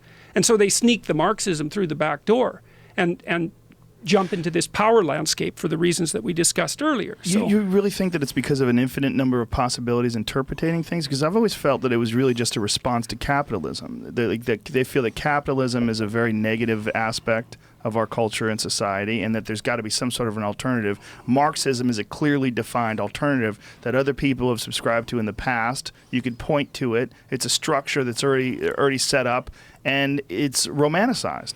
And I think they adopted for that reason, because it has the socialist aspects attached to it, and they looked at socialism as it's some sort of a thing that it regards equality, and it's some sort of an egalitarian approach. Well, okay, so we'd have to take two things apart. We'd have to take Marxism / Marxism and postmodernism apart. So we could do that historically.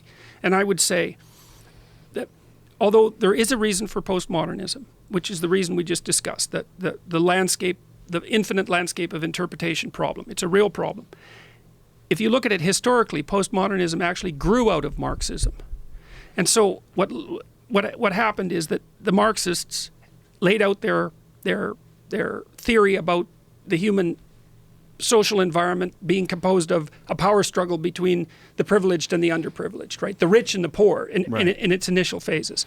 And that's a story that's partially true, and it's got a lot of motive power. Like the motive power is the romantic motive power that you just described. I get to be on the side of the oppressed. I get to be a warrior for what's right. There's the resentment element, which is that son of a bitch has more than me, so let's cut him off at the knees, which manifested itself brutally in the Soviet Union. And then there's the ideological totality issue, which gives people a sense of security. That took a vicious hit by the late 1960s because the murderousness of Marxism had been clearly laid out as a doctrine. And that opened the door to this move by mostly French intellectuals to develop the postmodern philosophy, which has these advantages which we described, but also to use that as a screening tactic for allowing Marxism to transform into identity politics. And so it's hard to disentangle all the motivations that are going on in there, but there's something about it that's truly intellectually pathological, because you don't get to be a postmodernist and a Marxist. You actually technically cannot be both of those things at the same time. And the fact that most people are both of those things at the same time raises the specter of just exactly what their motivation is. And then I would say it's this resentment-driven anti-capitalism. There's reasons to criticize capitalism, obviously, but it's this underground resentment-driven anti-capitalism that I think is one of the fundamental motivators. Well, if I can add a couple things. The risk of alienating my last few friends. In for a penny, man. Yeah, I guess. So here's the thing. What's up with Marxism is, there's a lot in Marx's critique of capitalism that's actually right. And so that kind of gets you through the door once you start looking at the analysis. And then there's the prescription, which is toxic. But it's not obvious why it's toxic. In other words, it's a pretty good story that doesn't happen to function. And so people gravitate to it because the story is moderately compelling. It's not game theoretically functional or stable or viable, and it does descend into this kind of, inevitable gray violence. And so we know that now historically. It's not just a theoretical issue. We've now seen enough of it to know that as a fact. But nonetheless, the fact that there are people telling the story to kids who don't yet know what to do with something that sounds like it might be true, is very dangerous. If you don't mind, break it down as to why it goes bad. Well, I mean, it's sort of a tired critique, but I happen to think it's about right, which is that it just does not take account of what a human being is and what makes society function. Spoken like a true fascist biological essentialist. Yeah, but no, I think that wasn't very nice, Peterson. I think that is. Well, I think it might be related back to. Okay, so let's go back to the idea that Marx had something to say. Okay, and we could clarify that a little bit. So here's a problem.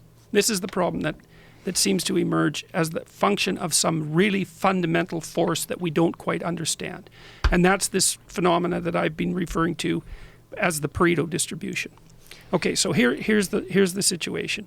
If you look at any creative endeavor that human beings engage in, so that would be an endeavor where there's variability in individual production. It doesn't matter what it is. Here's what happens. People compete to produce whatever that is, and almost everybody produces zero. They lose completely. A small minority are a tiny bit successful, and a hyper minority are insanely successful. And so the Pareto distribution, is the geometric graph representation of that phenomena. And so here's how it manifests itself. If you have 10,000 people, 100 of them have half the money. So the rule is the square root of the number of people under consideration have half of whatever it is that's under consideration. So this works everywhere. So if you took 100 classical composers, 10 of them produce half the music that's played. And then if you take the 10 composers and you take 1,000 of their songs, 30 of those songs, which is the square root of 1,000 roughly speaking, are played 50% of the time. And so there's this underlying natural law, which is, it's expressed as the Matthew principle, which is from a New Testament statement. The statement is, to those who have everything, more will be given, and from those who have nothing, everything will be taken. It's a vicious statement, but it's actually, here's one of those places where it's actually empirically true. This happens everywhere. And so what Marx observed was that capital tended to accumulate in the hands of fewer and fewer people. And he said that's a flaw of the capitalist system. That's wrong. It's not a flaw of the capitalist system. It is a feature of every single system of production that we know of, no matter who set it up and how it operates. And so then now we have a problem, because what happens is, as soon as you set up a domain of production, and you need to because you need things to be produced, then you instantly produce a competition, and the spoils go disproportionately to a tiny percentage of people. So then so what? Well, so the rest of the people starve, or the system becomes unstable because everybody's mad. It's like, that's a big problem. Okay, so how do human beings fix that? Well, the first thing we did was diversify the number of productive games. So you don't get to be NBA basketball star, but you can run a podcast. It's a completely different competitive landscape. So we can fractionate the production landscape, and then people who aren't successful in one domain might be successful in others. That's human creativity. We're really good at that. But the problem with that is you still get a positive correlation among the successful people.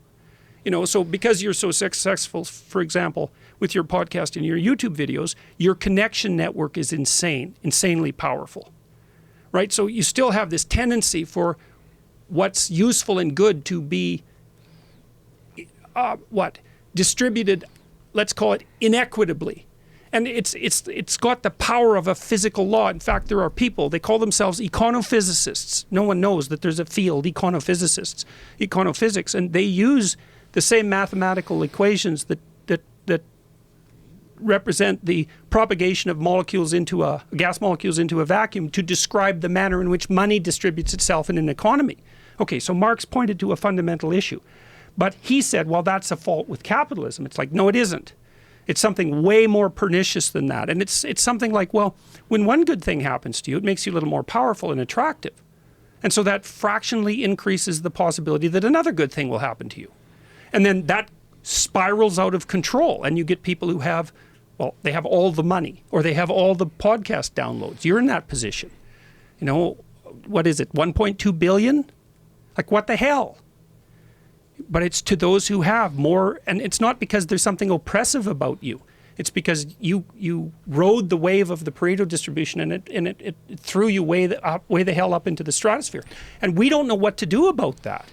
Like, should you be sharing your podcast views with the oppressed and downtrodden? I mean, you've got a few billion. You could spread the damn things around. It's not fair that you're the only one that's being listened to. It's the same argument, and it's a compelling argument, because why the hell should you have all that power?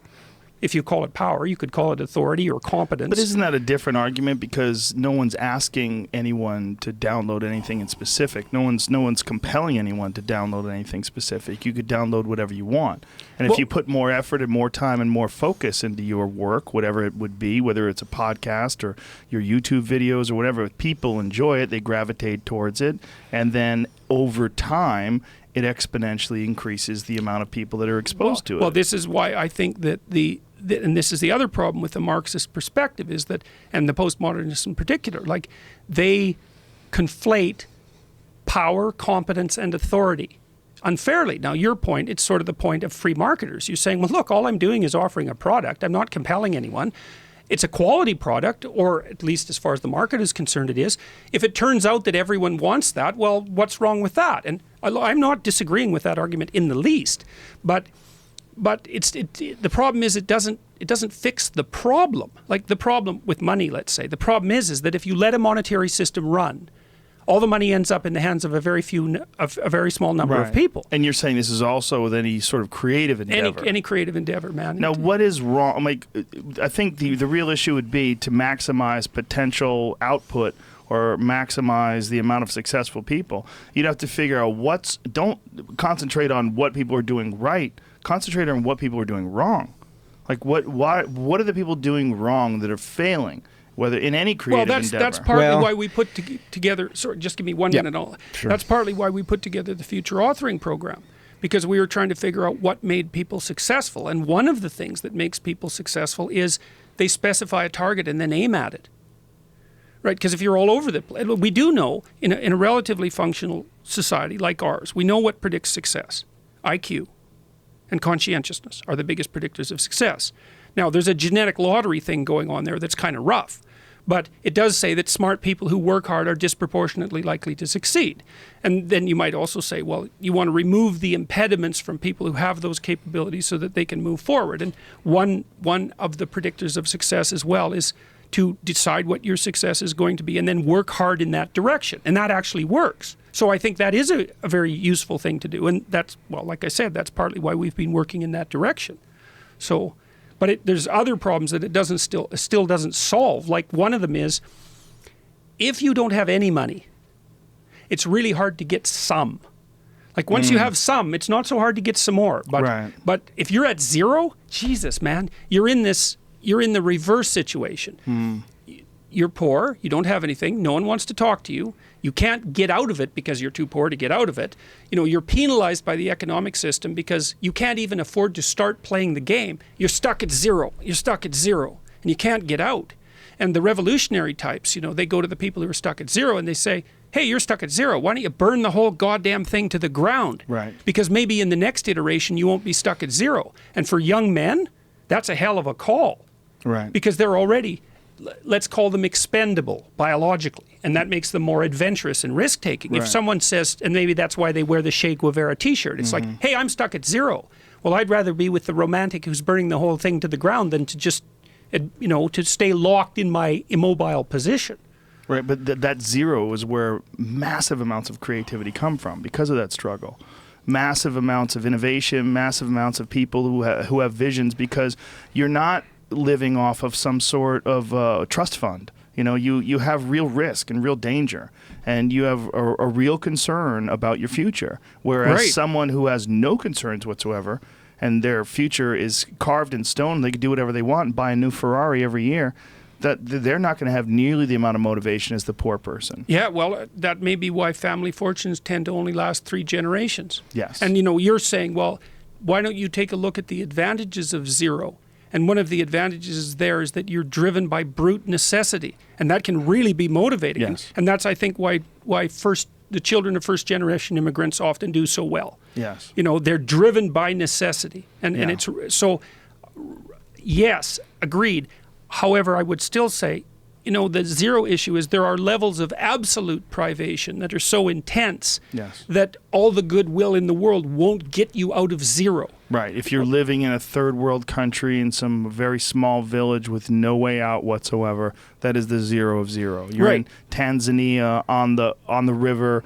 People are getting eaten by crocodiles in your village. You're fucked. Yeah, yes. Zero is like a magnet. Yeah. It just holds you there. Yeah, it's there. a black hole. Having a little, very little, maybe that motivational state that's actually generative. Right. There's a difference. And then what's really bizarre is those people in that village might be happier than the people who live in a gated community in Beverly Hills. Well, I wanted to come back to this. Please, Your point about whether we should be concentrating on what you're doing right versus what you're doing wrong.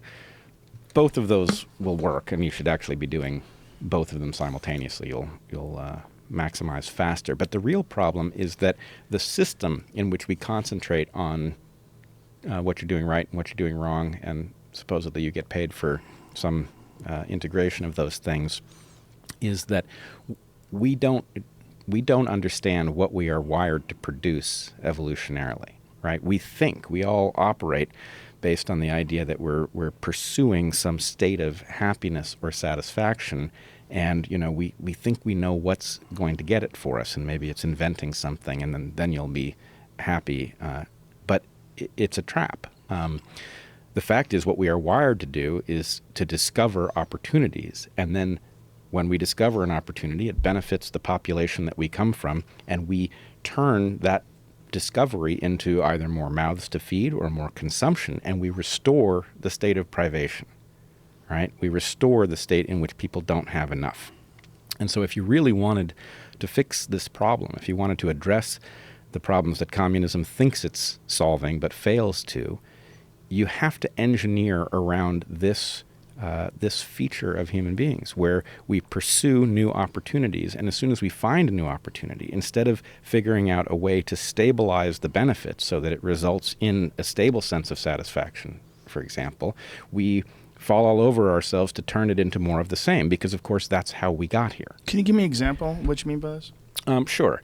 So let's look at something like the. Let's imagine an ancient farmer. An ancient farmer has a piece of land, and that piece of land will support a certain number of people with the level of technology that the farmer is utilizing.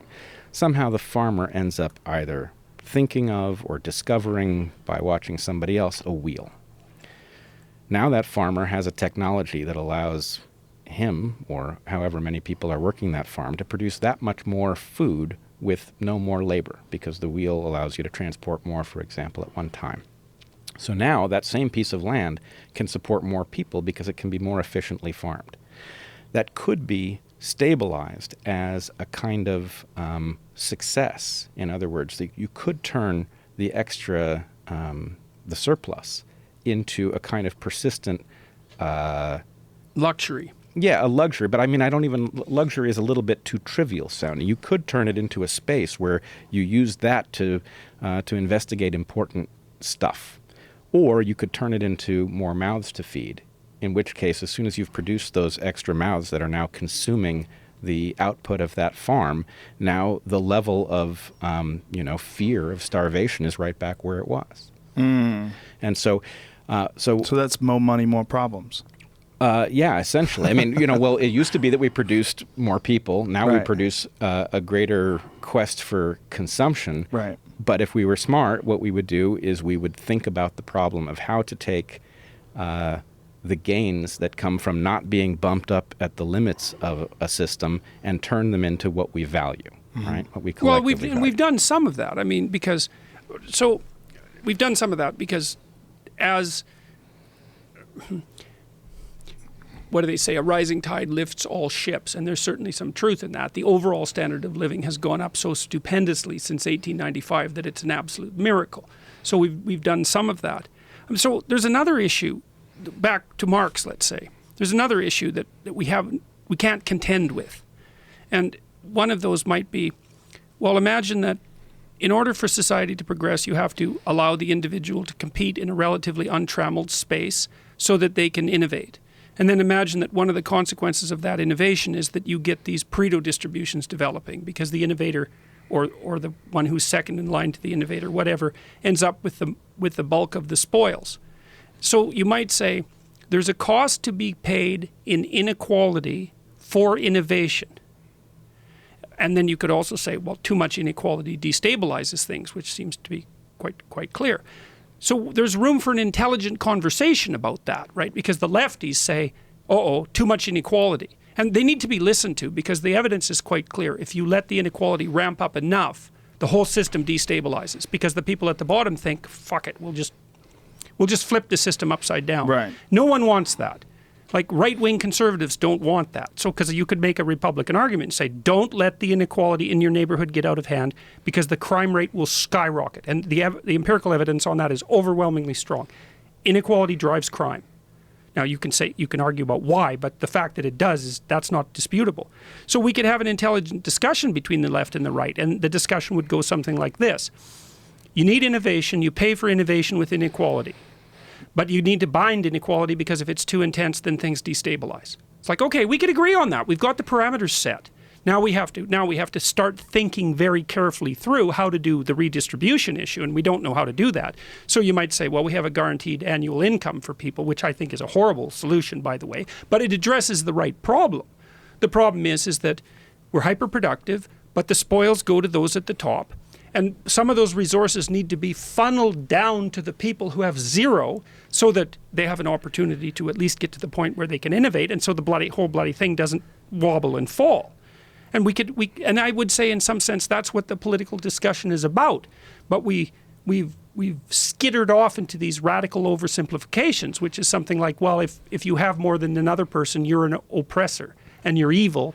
And if you have less, it's because you're virtuous and victimized. And that's just a non-starter. So you think that there's a real problem with like something like a universal basic income? You think it's a horrible idea? Well, I think the idea that the solution is a basic income is not a good idea because I think the problem is deeper than that. I don't think the fundamental problem is that people don't have enough money. I think the fundamental problem is that human beings in some sense are beasts of burden.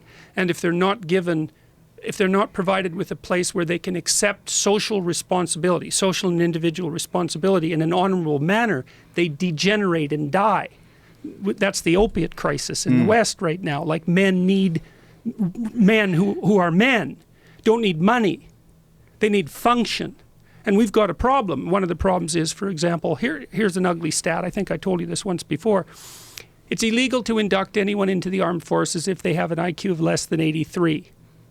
And the reason for that is the armed forces, despite having every reason to draw the contradictory conclusion, has decided that there isn't a single thing that you can be trained to do in the military if you have an IQ of less than 83 that isn't positively counterproductive. That's 10% of the population. And we're producing a culture that's very cognitively complex. Like, what the hell are you going to do if you can't use a computer? Like, if you can use a computer, you're at least in the game. If you can really use one, you're hyper powerful. If you're not literate enough to use a computer, you're at zero. 10% of the population. The conservatives say, well, there's a job for everyone if they just worked hard enough. It's like, no, and increasingly no. And the liberals say, well, everyone's basically the same and you can train anyone to do anything. It's like, no, you can't. Yeah. I want to go back to the inequality point here, because if you look at this biologically, actually, I think it reveals a lot. Why are we know from careful study that people are motivated by the degree of inequality more than they are the absolute level of well-being that they have. And there's a very good, it's tragic, but a very good evolutionary reason for this, which is if you are working on some piece of land and your neighbor has the adjacent piece of land and they're doing twice as well as you, it's because they know something you don't, right? And so becoming focused on what they're doing that you're not doing is a rational thing to spend your time on, so you can figure out what it is that they know that you don't. In the modern environment, this is a catastrophe, because who are your neighbors? Well, you've got some box sitting on the wall of your living room that has a totally artificial portrait of other people who may be much wealthier than you, and it's broadcasting in as if you're looking in their window, right, in the adjacent house. And so you think, you're being triggered to think that you're doing something wrong that you might fix, when in fact the solution may not be, first of all, the person on the other side of that screen may not be for real, right. But even if they are, they're not living in the same environment as you. The technology is interfacing with our brains badly. But so we have the perception of massive inequality. Economically, we do have massive inequality. You're arguing that the solution to this involves some sort of massive redistribution. Well, as solution. I wouldn't argue, but yeah. But nonetheless, redistribution is wildly unpopular for various reasons. And so what we've got now is a situation, this is speculative, but what's really happening is that austerity is being used as a threat to keep people who would otherwise rebel against the inequality in line. And my fear about this is that this is exactly the conditions that are going to trigger that tribal population against population mayhem that we were talking about at the beginning of this conversation. That when people have the sense that the burst of growth that they were experiencing is now over, the natural response is to turn on those who are not as powerful and take their stuff. That this is a totally indefensible but nonetheless biological pattern of history. And that if we want to avoid that, we have to stop sending the signals that trigger us to imagine that we've just run to the limit of the opportunity that we had discovered, and it is now time to look and see who can't defend their position. How are we sending these signals? Well, by basically failing to provide enough well-being that people's perception of the inequality is reduced to a tolerable level. That's the argument for universal basic income, right? It's certainly a strong one, and it's also a good argument for equality of opportunity, right? Because people are actually not as resentful about the success of others as you might expect. They're resentful about it if they feel that the game is fixed.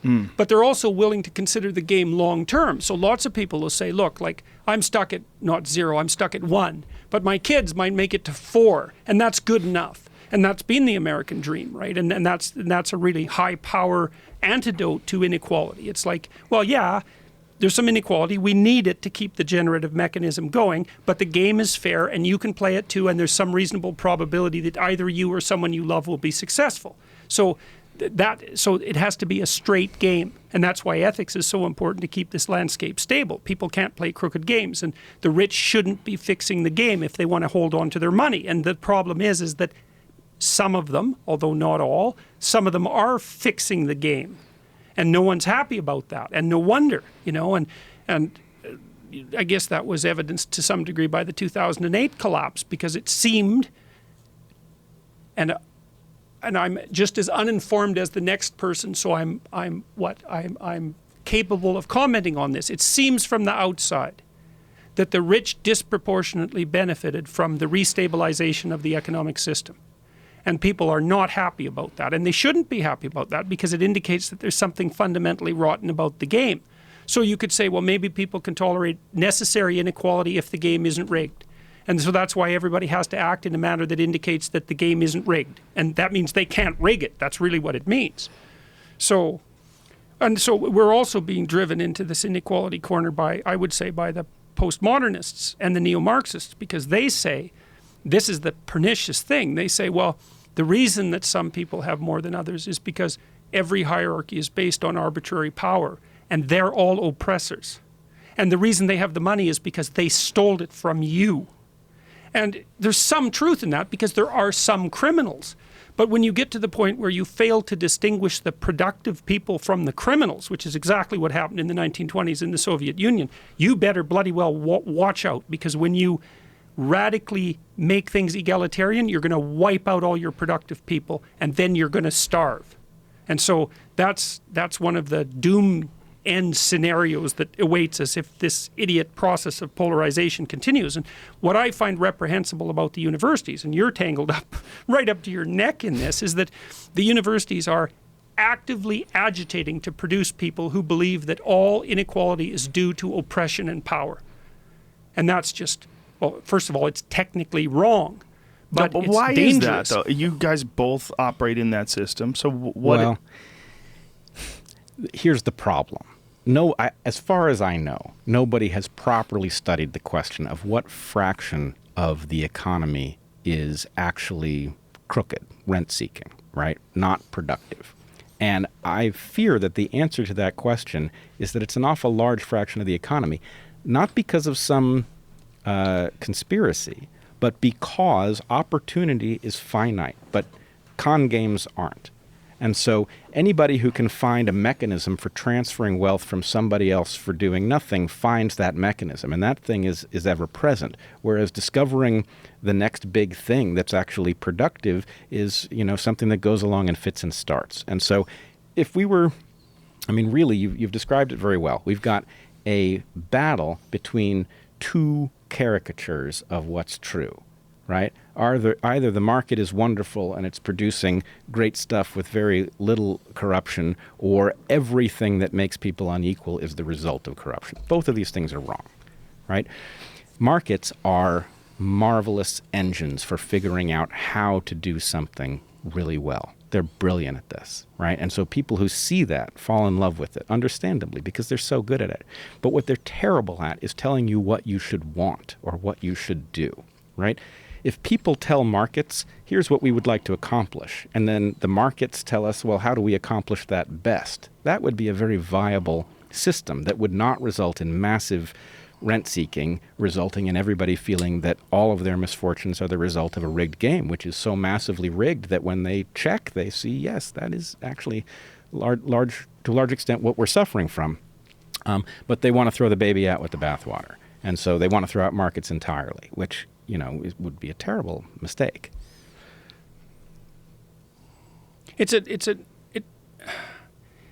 You asked, Joe, why this has happened in the universities, and like that, I think it's one of these runaway positive feedback processes.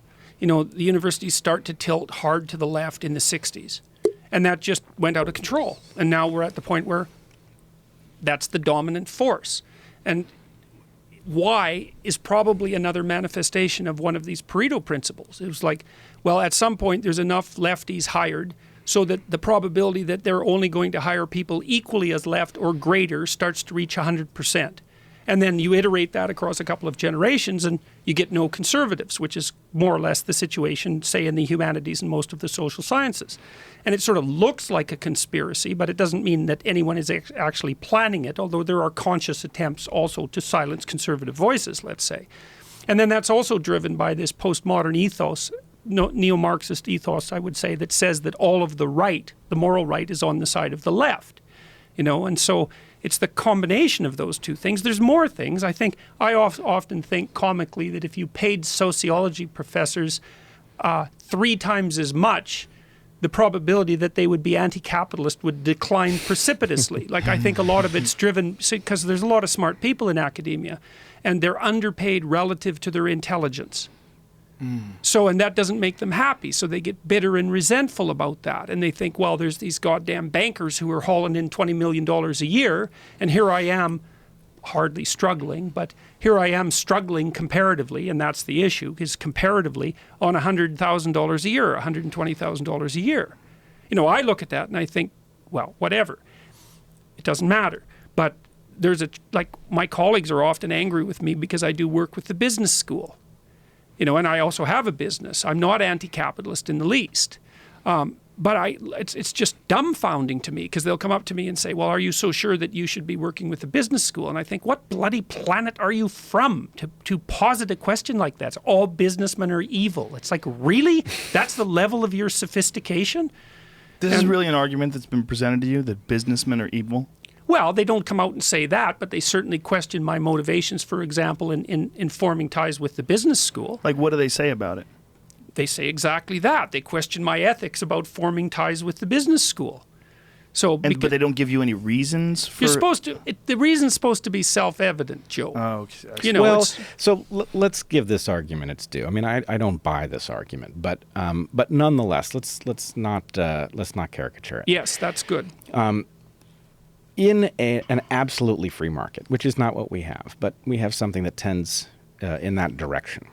In an absolutely free market, if you compete 2 individuals, one of whom is completely amoral, will embrace any opportunity if it makes a profit, no matter what it is, and the other individual has some limit to what they will do, well, then there's no question who wins. If we give this experiment a long enough period, the individual who will do anything will outcompete the individual with moral limits because... Doesn't it depend on what the game is, though? Because if people find out that you have no moral limits, then they're going to remove themselves from your market. Unfortunately not. And No? here's the... I know it seems like that, and in any given round, that's true. Okay. But to the extent that... What you're saying is to the extent that people police their purchasing, and they will stop using Uber if Uber is ethically compromised, for example. Well, then the point is, well, what's the game? The game is to figure out which things are being monitored and not do any of the unethical things that are being monitored, but to do all of the unethical things that aren't being monitored. And so the individual who is perceiving which things they can get away with has an advantage. That's the psychopath advantage. Right. Well, I don't even want to call it the psychopath advantage, right? What this is that a market will train you to do this if it is unregulated. And the best that the ethically restrained person can do is compete dead even. They have no way of getting ahead because the person that is completely free, the amoral business actor, has the ability to do anything that the constrained actor has. Doesn't this depend entirely upon what the battlefield is? Not really. There's sort of one exception, and that exception is people who have done something that has suddenly put them in a powerful position, right? So, like tech people. Right. Tech people who have skyrocketed as a result of having innovated the next big thing have not been through the markets training them to discover the landscape of what isn't being monitored that you can make a profit at. That's one of the fascinating things about tech people in general, is that these gigantic tech corporations almost all lean left. Well, the gigantic tech corporations lean left. That's true. On the other hand, I mean, I hate to say it, but think about how Google started, right? Don't be evil. Right. I think they actually meant that. Right. Right? And the thing is, don't be evil is what it sounds like when you haven't been trained by the market to have to do whatever you have to do to beat your competition. You've just come up with the great search engine and suddenly you're on top of the world. But over time, what happens? That entity is now exposed to competition from a bunch of other entities that increasingly will find an advantage in being freer to do ethically questionable stuff. And so what it does is it forces an entity like Google to evolve in the direction of amorality. So now don't be evil. Kind of happened with China and Google, because Google wanted to expand into China. And so, they had to make a deal with the devil, so to speak. Right. And they had to accept censorship. They will find ways to rationalize everything, because to not rationalize that which their competitors can avail themselves of would be to perish. And one of the issues was there was all sorts of fake Google going on, just like they have fake Apple stores in China. They don't have the same sort of copyright laws that we have, and you can essentially plagiarize anything you want. And Brett, you also said that I shouldn't make a straw man of the anti-business argument of my peers, and there's another way that I shouldn't make a straw man of it. Like, despite the fact that I'm not anti-capitalist, I don't believe that every entity is a business either. And one of the things that has happened to universities that has actually, they've pathologized in a number of dimensions, but they've also pathologized along the business dimension as the administrators have become increasingly trained or drawn from the ranks of business managers, because a university is actually not a business. It's like a church isn't a business. There are organizations that aren't businesses that you can't just cram into the free market structure willy-nilly. And so my colleagues also object to the transformation of the university into a business entity run by profit-seeking MBAs. And they should object to that, because that's not what the institution is for. So there are reasons for them to be skeptical, say, of my association with the business school that aren't merely a reflection of a simplistic anti-capitalist ideology. Oh, there are lots of things that have no immunity to contact with the market. Right. What has happened to the university system is that markets have pushed it in all kinds of directions that are not healthy for the mission of the academy. And this is also true, journalism isn't well done in a market either, right? Journalism done in a market ends up telling you what you want to hear, not what you need to know. Right. So anyway, markets are wonderful, but there's certain things they shouldn't be allowed to touch, and there's certain things that they shouldn't do, like tell us what to want, right? There's no magic principle by which a market knows what's healthy and what, you might crave but shouldn't have. Well, that also then brings us back to another part of the conservative liberal left dilemma, which is, to direct the market means to impose the heavy hand of the state and its potential pathologies on the market, but to leave it alone completely means that it wanders randomly through an indeterminate landscape. And I guess part of the issue there too is it's sort of like, well, how do we properly balance foresight and planning, which you'd think would have some role in the construction of large-scale states? It's like, well, what do we want the landscape to look like? How do we balance that with the sort of comprehensive computations that the market allows? And of course, the answer to that is we have political discussions about it all the time that are untrammeled, so that we can adjust the ratio between those two things as necessary. So again, that's a argument on the side of free speech, right? Yeah, I mean, really, it couldn't be more important. The real answer is that both failures are frightening. Right. You really don't want a state nannying you and over-regulating the market and taking the magic out of it. And you don't want the completely unregulated landscape where the market, starts probing the minds of your children and figuring out how to sell them things that they don't have any ability to resist, right? You need to figure out what that path is. And it's not easy, but you can't do it in a landscape where you can't talk about the questions. Yeah. And this brings us to censorship, doesn't it? Because this is a real issue with the marketplace of free ideas. When you're talking about whether it's Google or YouTube or whoever might be imposing their own morality and their own ideas on what you should and should not be able to discuss and what should and should not be monetized, you're essentially imposing these limits. Look, I've read once, and it's a very good point, that freedom breeds inequality, because you're free to put as much effort as you'd like into something, and you're going to get unequal results. And that if you are truly free in a free world, some people are going to do far better than others, and just based on their own input, just based on their effort, just based on the amount of focus and dedication they have. It is very unequal. You know, I know many people that are far more dedicated than other people that I know, and they do better. Yeah, well, that's well buttressed by the empirical literature. Because, Yes. well, I mentioned earlier that the two best predictors of long-term success are intelligence and conscientiousness.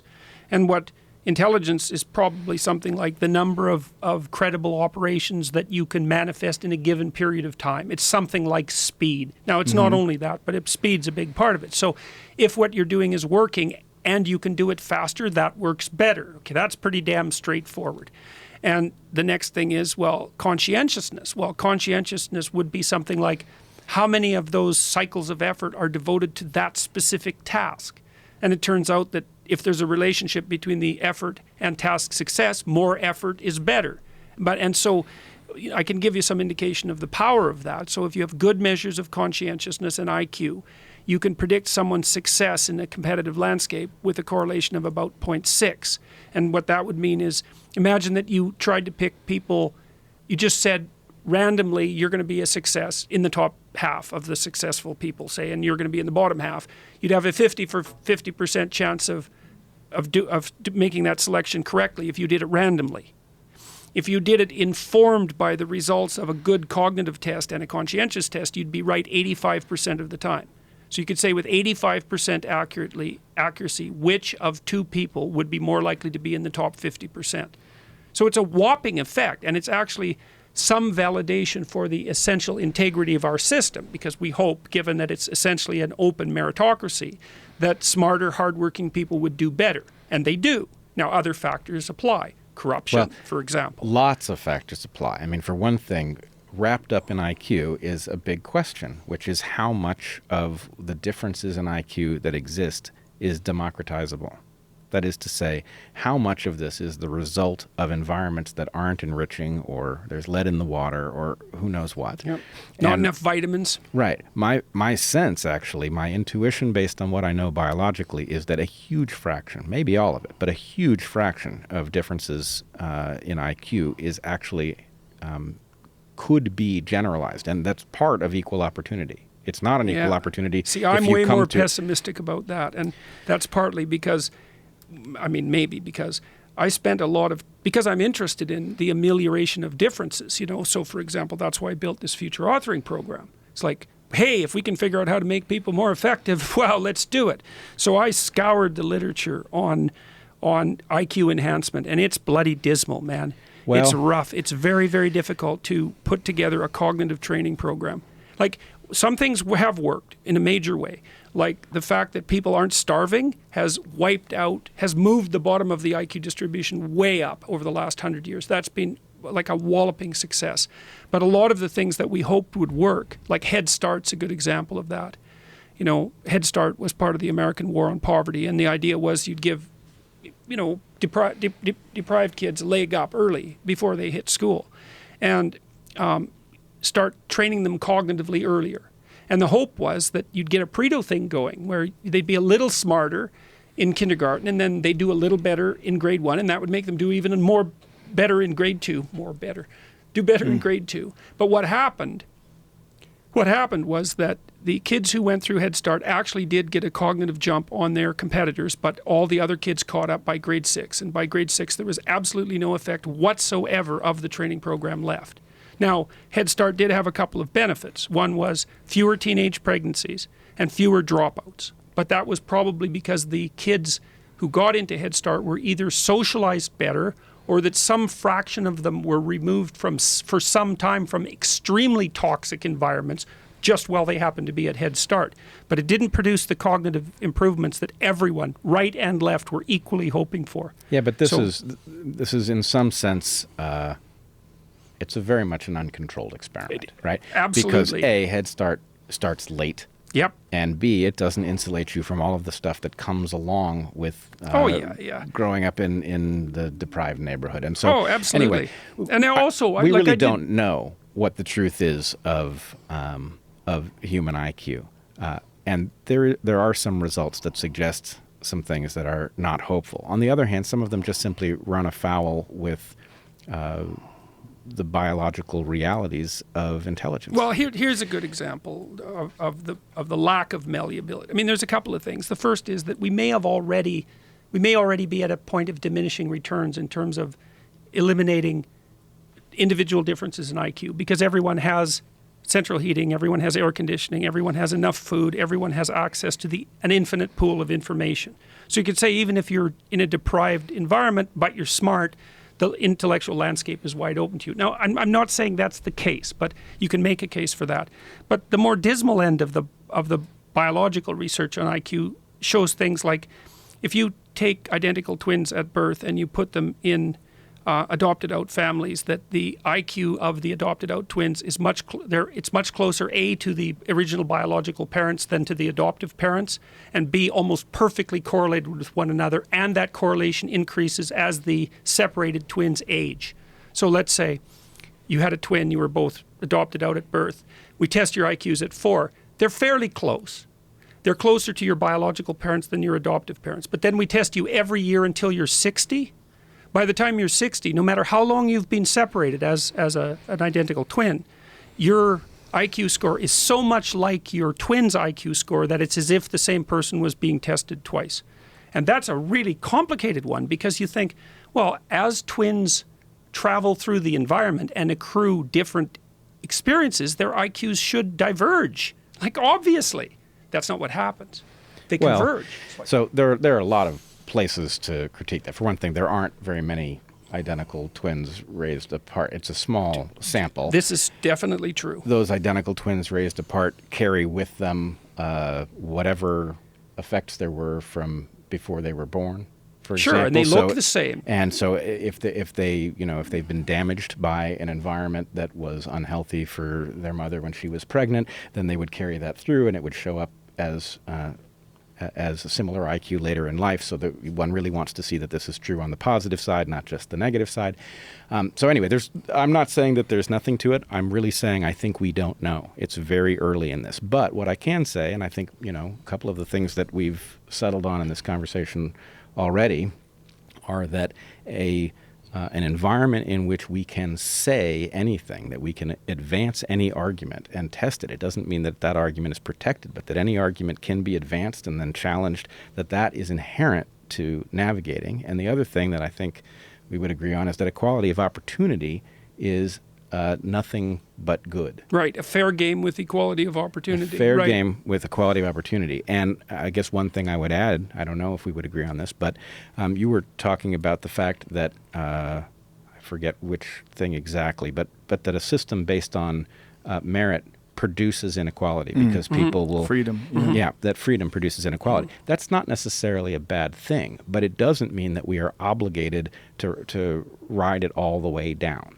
Right? The fact is, we could make people safe to fail, right? So that you are encouraged to attempt to do something highly valuable. And if it doesn't work out, then the point is you're not homeless. This would be the argument for something like universal basic income, that your needs are taken care of, your food, your shelter, and now you're free to pursue any ideas that you might have that you would ordinarily be saddled down by your issues with food and... Well, there is some evidence of that actually happening in Canada. Now, these are multivariable problems, and so I'm not claiming that this is true, but it's suggestive.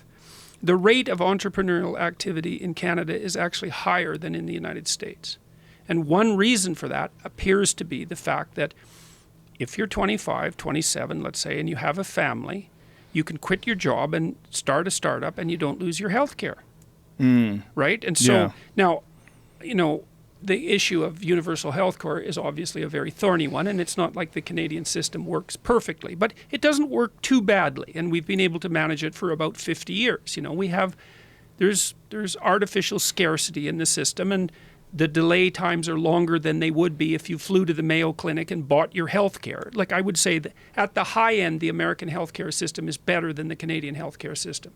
But I would say at the middle and at the low end, the Canadian healthcare system is clearly preferable, and it's also cheaper, which is quite interesting, because you would expect, especially if you're a free market type, that I know the healthcare system in the U.S. is not precisely free market, but it is more so than it is in Canada. Yet Americans pay a substantially higher proportion of their overall, devote a higher proportion of their overall GDP to personal health care than Canadians do. And the stats are similar if you look at other, quasi-socialized medical systems. There's a great piece on that by Adam Ruins Everything. Have you ever seen that television show? It's really interesting. He breaks down pretty much a lot of different subjects, but breaks down the American healthcare system to pretty much where it went wrong. And I just encourage anybody to go watch it because it just shows how they elevated the price of all sorts of different things to try to make up for lack of profits. And it's a really fascinating little piece. We are already almost 3 hours into this, so we haven't talked about Hitler. Oh, my goodness. Well, we kind of have. We kind of did. We kind of have. But let me just, do you want to lay out your argument about Hitler, and then I'll respond to it? And I don't know if I do want to. I mean, I actually think that I should stop because I'm kind of at the limits of, I'm at the point where the probability that I will say something stupid is starting to increase, and I would rather not, because just saying the things that I'm trying to say that aren't stupid is dangerous enough. Yes, this isn't the topic where you want to make that kind of error. Yes. Right. So I would say maybe... Boy, is there a more charged subject? It's funny that it's charged because, as you point out, we're pretty much all in agreement about it, right? I mean, you find someone who's not, and they're instantly ostracized from society. Right. I mean, anybody who has an argument about Genghis Khan, I mean, there's a really fascinating take on this by Dan Carlin from Hardcore History, where he's talking about the amount of time that has passed since a horrible atrocity, and that there are people that will argue that Genghis Khan, who killed 10% of the world's population, changed things so badly that it literally lowered the carbon footprint of the human race while he was alive, killed some untold number of millions of people, and was responsible for their deaths. People look to him and they find all sorts of positive things to attribute to his reign, opening up trade with China, opening up trade routes, all these different things that people have attributed to him, and that someday someone may do the same thing about Adolf Hitler. Right now, that is impossible. He certainly made that job very difficult with all of the documentation, yes. I mean, especially the films. But let's just say the argument that I want to level, I want to be really careful to do this so that it can't be misinterpreted by anybody. I'm gonna enjoy watching this. Are you? Okay. If I'm cornered, will you we'll come help? No way, man. The knives are going out. Oh no.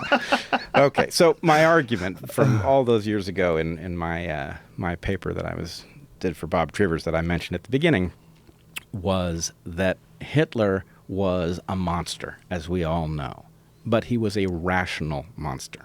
That the program that he deployed was not what he said, mind you. What he said was wrong in many places, especially where it gets near Darwinism. It's just all tangled and broken.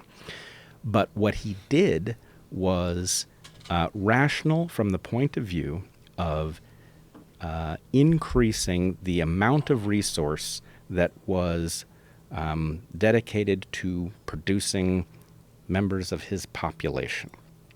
And so my point is, this is the danger that we are in if we allow ourselves to imagine that genocidal impulses are more or less gone from the world because we've all agreed that they're a bad thing. And the point is that they exist in a latent program, and at a point when you have austerity as a result of usually an opportunity that has run its course and has resulted in the population growing to fill that opportunity, and suddenly there's nowhere to go because the opportunity has all been absorbed. The tendency of people is to figure out what other population is weak. And if that population is across a border, then there's some excuse for war. And if the population is within the border, then it's a genocide. But the point is that is an ever-present danger for us. Okay, I want to clarify one thing. I mean, because this argument was sort of phrased as we have a disagreement about Hitler. And I would like to point out that I don't actually disagree with anything that you just said. Because if I remain relatively silent, I don't want it to be seen that the fact that I'm disagreeing with you means or that there is a disagreement means that it's a disagreement about any of that. I think the disagreement was something like, I said that Hitler was even more evil than we thought he was.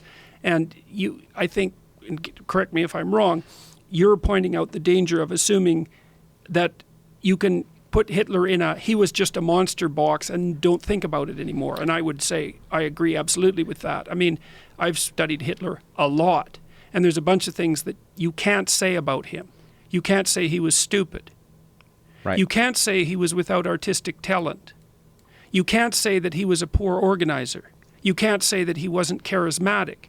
You can't say that he did wonders for Germany's economy in the first part of his reign.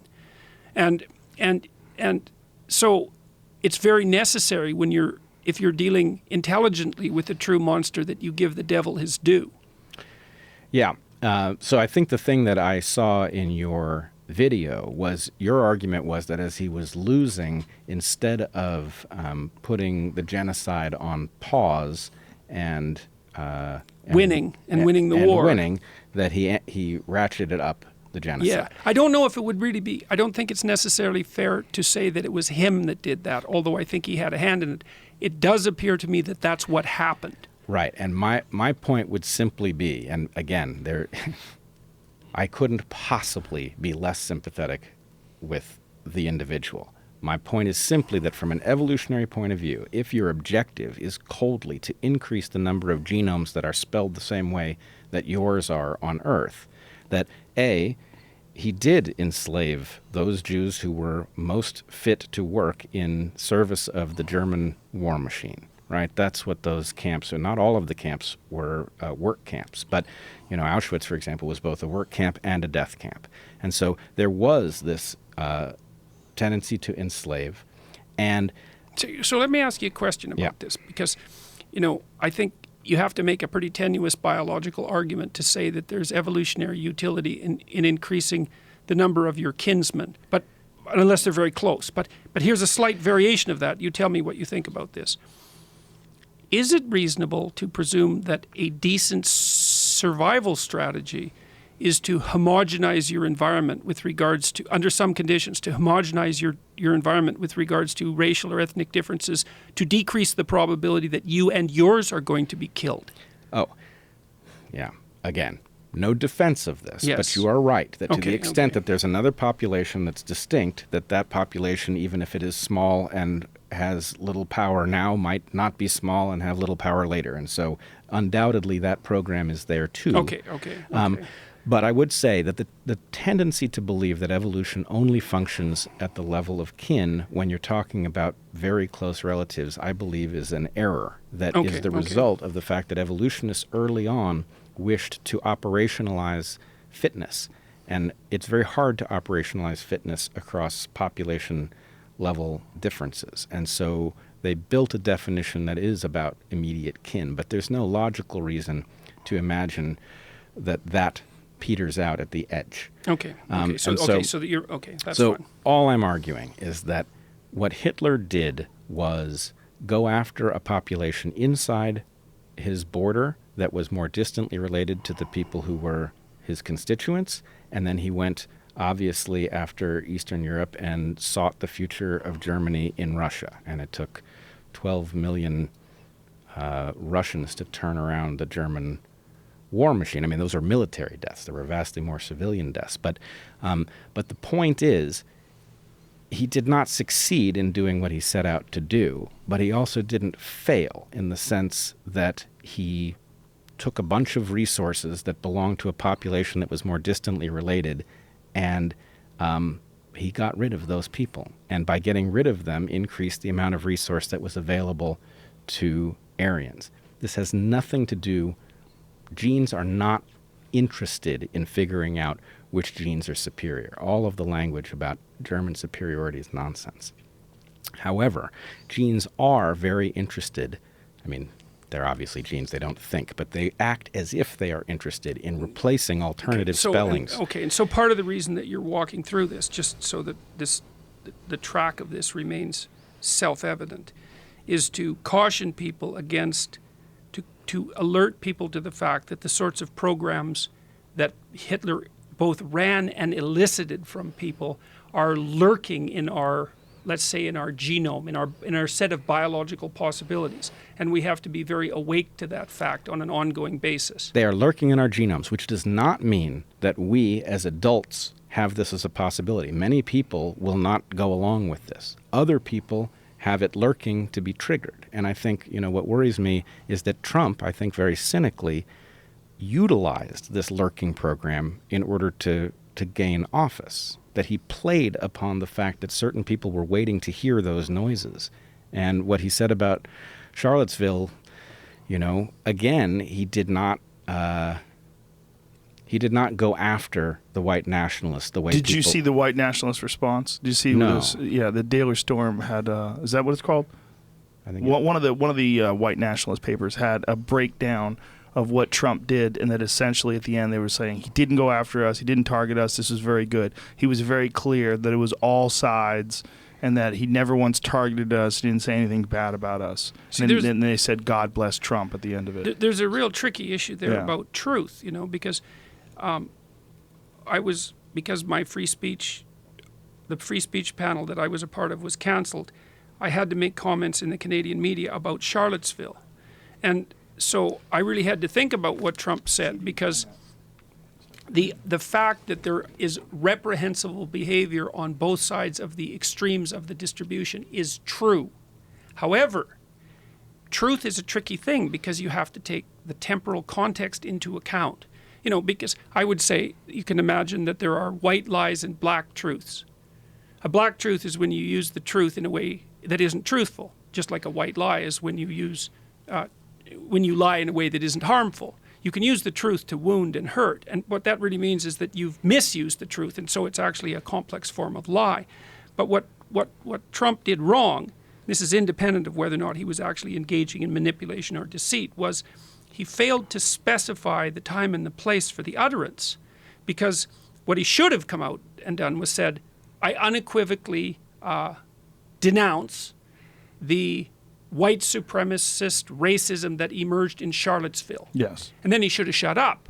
And then 2 weeks later, he could have said, well, when we look at the political landscape as a whole, perhaps commenting on Berkeley, he could have said, it's pretty obvious that there are reprehensible individuals acting out at both ends of the extreme, but the Charlottesville week wasn't the week to make that point. So, and why he did that? Well, it could be just ineptness, because it was a very tricky week to exactly get things right. I don't think so. I think actually we can look at the what he did during the election, and I think we should expect that he would do exactly what he did. Well, fair enough. I think there's a wink and a nod to them always. What is neo-Nazis and white supremacists applaud Donald Trump's response? Yeah. See if you could see the actual. Does it show the actual text of what they wrote? Because quote from the editor here, right there. He refused to even mention anything to do with us, and reporters were screaming at him in the white nationalism when he just walked out of the room. Huh. Right. There was an actual article that they wrote on one of those websites. Trump's comments were good. He didn't attack. That's it. He didn't attack us. Just said the nation should come together. Nothing specific against us. He said that we need to study why people get so angry, and implied that there was hate. ... on both sides! ! So he implied that the Antifa are haters. Mm-hmm. I mean, so that energized them in a way, and there's no secret that they support him. My friend Alonzo Bowden has a very funny quote. He's a comedian. He goes, "Not all Trump supporters are racist, but all racists are Trump supporters." Right. And it's a great quote, and there's political power in that. Whether or not Trump is a racist, or whether it's the wink and the nod to that side, that is the only wink and the nod that they're getting. I mean, or even insufficient denunciation, yes, which was kind of what did. There's a Canadian journalist named Faith Goldy who got fired from Rebel Media for being accused of being too cozy with Daily Stormer type. She did a podcast with crypto, and I listened to the podcast very carefully. She was actually one of the people that was supposed to be a panelist on this free speech talk, so that put us in a real bind. But what happened in the podcast? Well, what happened was, in my estimation, was that she didn't properly fulfill her role as critical journalist. it was sort of like a discussion with your friendly neighborhood neo-Nazi. And what I mean by that is she didn't ally herself with any of the purported aims of the neo-Nazi people she was talking to, but I think she failed to criticize them sufficiently. She didn't ask the tough questions, you know. Now, that was it was a fatal error. I mean, she got fired from Rebel Media, and it's going to have terrible repercussions for her, although she may land on her feet. But and Rebel Media is very conservative as well, right? It's certainly by Canadian standards. Yeah, that's right. No, Rebel Media it imploded in the aftermath of Charlottesville because of what Faith Goldie did with the Daily. It wasn't even the Daily Stormer. It was a group called Crypto, but they're associated with the Daily Stormer. So she went on there, which I think you could make a case that's okay as a journalist. You can go talk to neo-Nazis, but the question is, how do you talk to them? And the answer to that is, you point out their agenda. You don't allow them to masquerade as friendly, innocent people. You can't do that. And so I would say she damned herself by insufficiently criticizing the villains. It was something like that. I'm sure you are familiar with Louis Theroux? No, I'm not, actually. Louis Theroux, the documentarian. Do you know him from England? No. Fascinating guy. Fantastic. Like one of the best. And one of the things that he's done is, he's interviewed a ton of different people, but one of the great ones that he did was the Westboro Baptist Church. And he sort of embedded himself with them and was very congenial and very kind and unthreatening, and stayed with them for long periods of time, like weeks on end, and got them to eventually expose who they were and understand from the point of view of an insider in a sense, without necessarily condemning them, but with just constantly asking questions, but being very, very polite about it. Not like a lot of serious confrontational criticism, rather, but a very friendly, sort of polite British way of discussing things. And he's particularly good at embedding himself. He did it with Scientology. He's done it with a bunch of different groups. He embeds himself and just sort of... Right, so there's a justification for attempting that sort of thing, clearly. Yes. But and I really had to think this through because, what happened with our talk was, it was so Hall of Mirrors-like. It was a talk about free speech talks being shut down on campus that was shut down by a campus. Mm-hmm. And it was a panel of people who purport to support free speech who knocked someone off the panel because of something, not precisely that she said, but it's close enough to make the irony rather palpable. It is. So I had to go through what happened with Faith very carefully to figure out what the right ethical pathway was, But I listened to the podcast very carefully. I listened to it with my son, and we talked about it a lot. And our conclusion was that she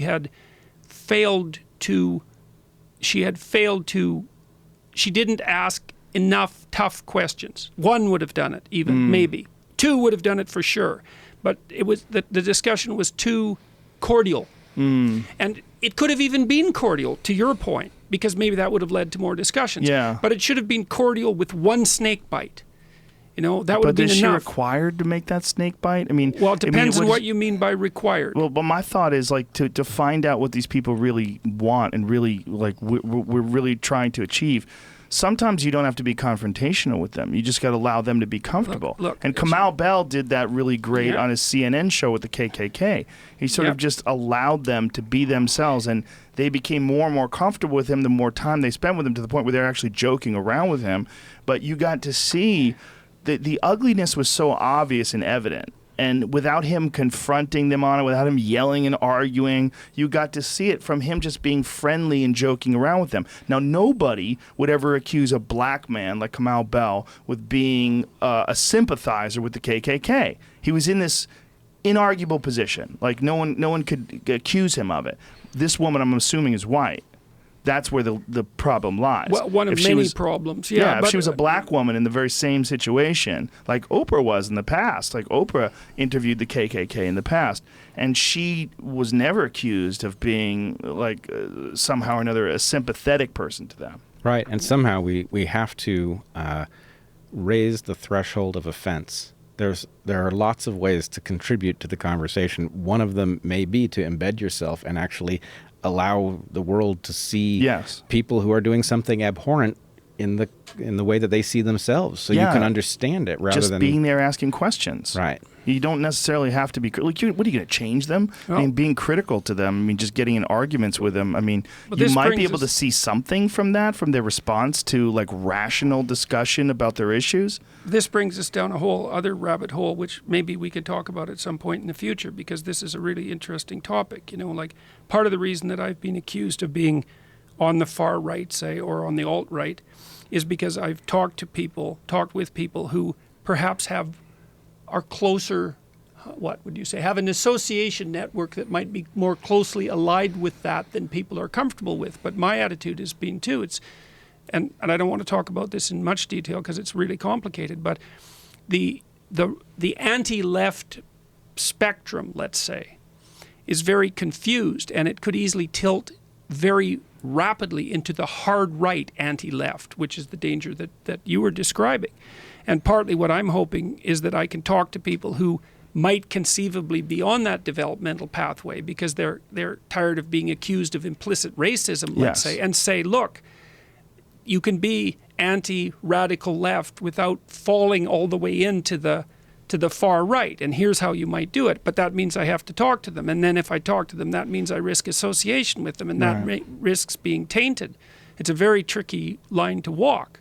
Well, it's also one of the big problems with this hard stance of the left, of the hard left, like this Pepe the Frog thing. Like that anybody, I mean, one of the things that I tweeted was some guy that called me, you just admitted you're a Nazi because I posted a meme that someone had created of me as Pepe the Frog. And apparently there's Pepe the Frog of everybody. And so this guy was like, well, you just admitted you're a Nazi. And I'm like, see, this is a part of the problem. And this creates a massive blowback. People are getting angry because that frog, for the most part, is used humorously.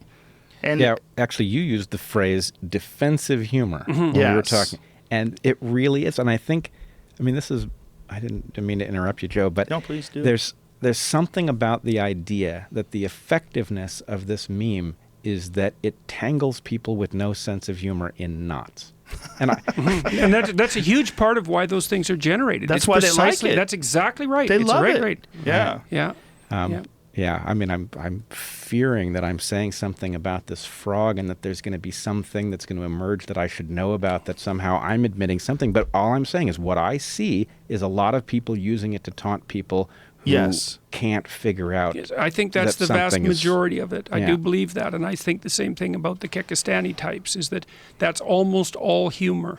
Yeah, and there's a massive problem with pushing back against that and calling those people Nazis and racists, and especially when they're just using humor, and especially when it's very clear if you look at all the memes online, and I went thoroughly through Google to find them. There are some abhorrent ones. There are some horrible ones. There are some ones that are with Nazi uniforms. There's some anti-Jew ones. There's some horrific ones. Most of them are not that. Most of them. The vast majority of them are humorous.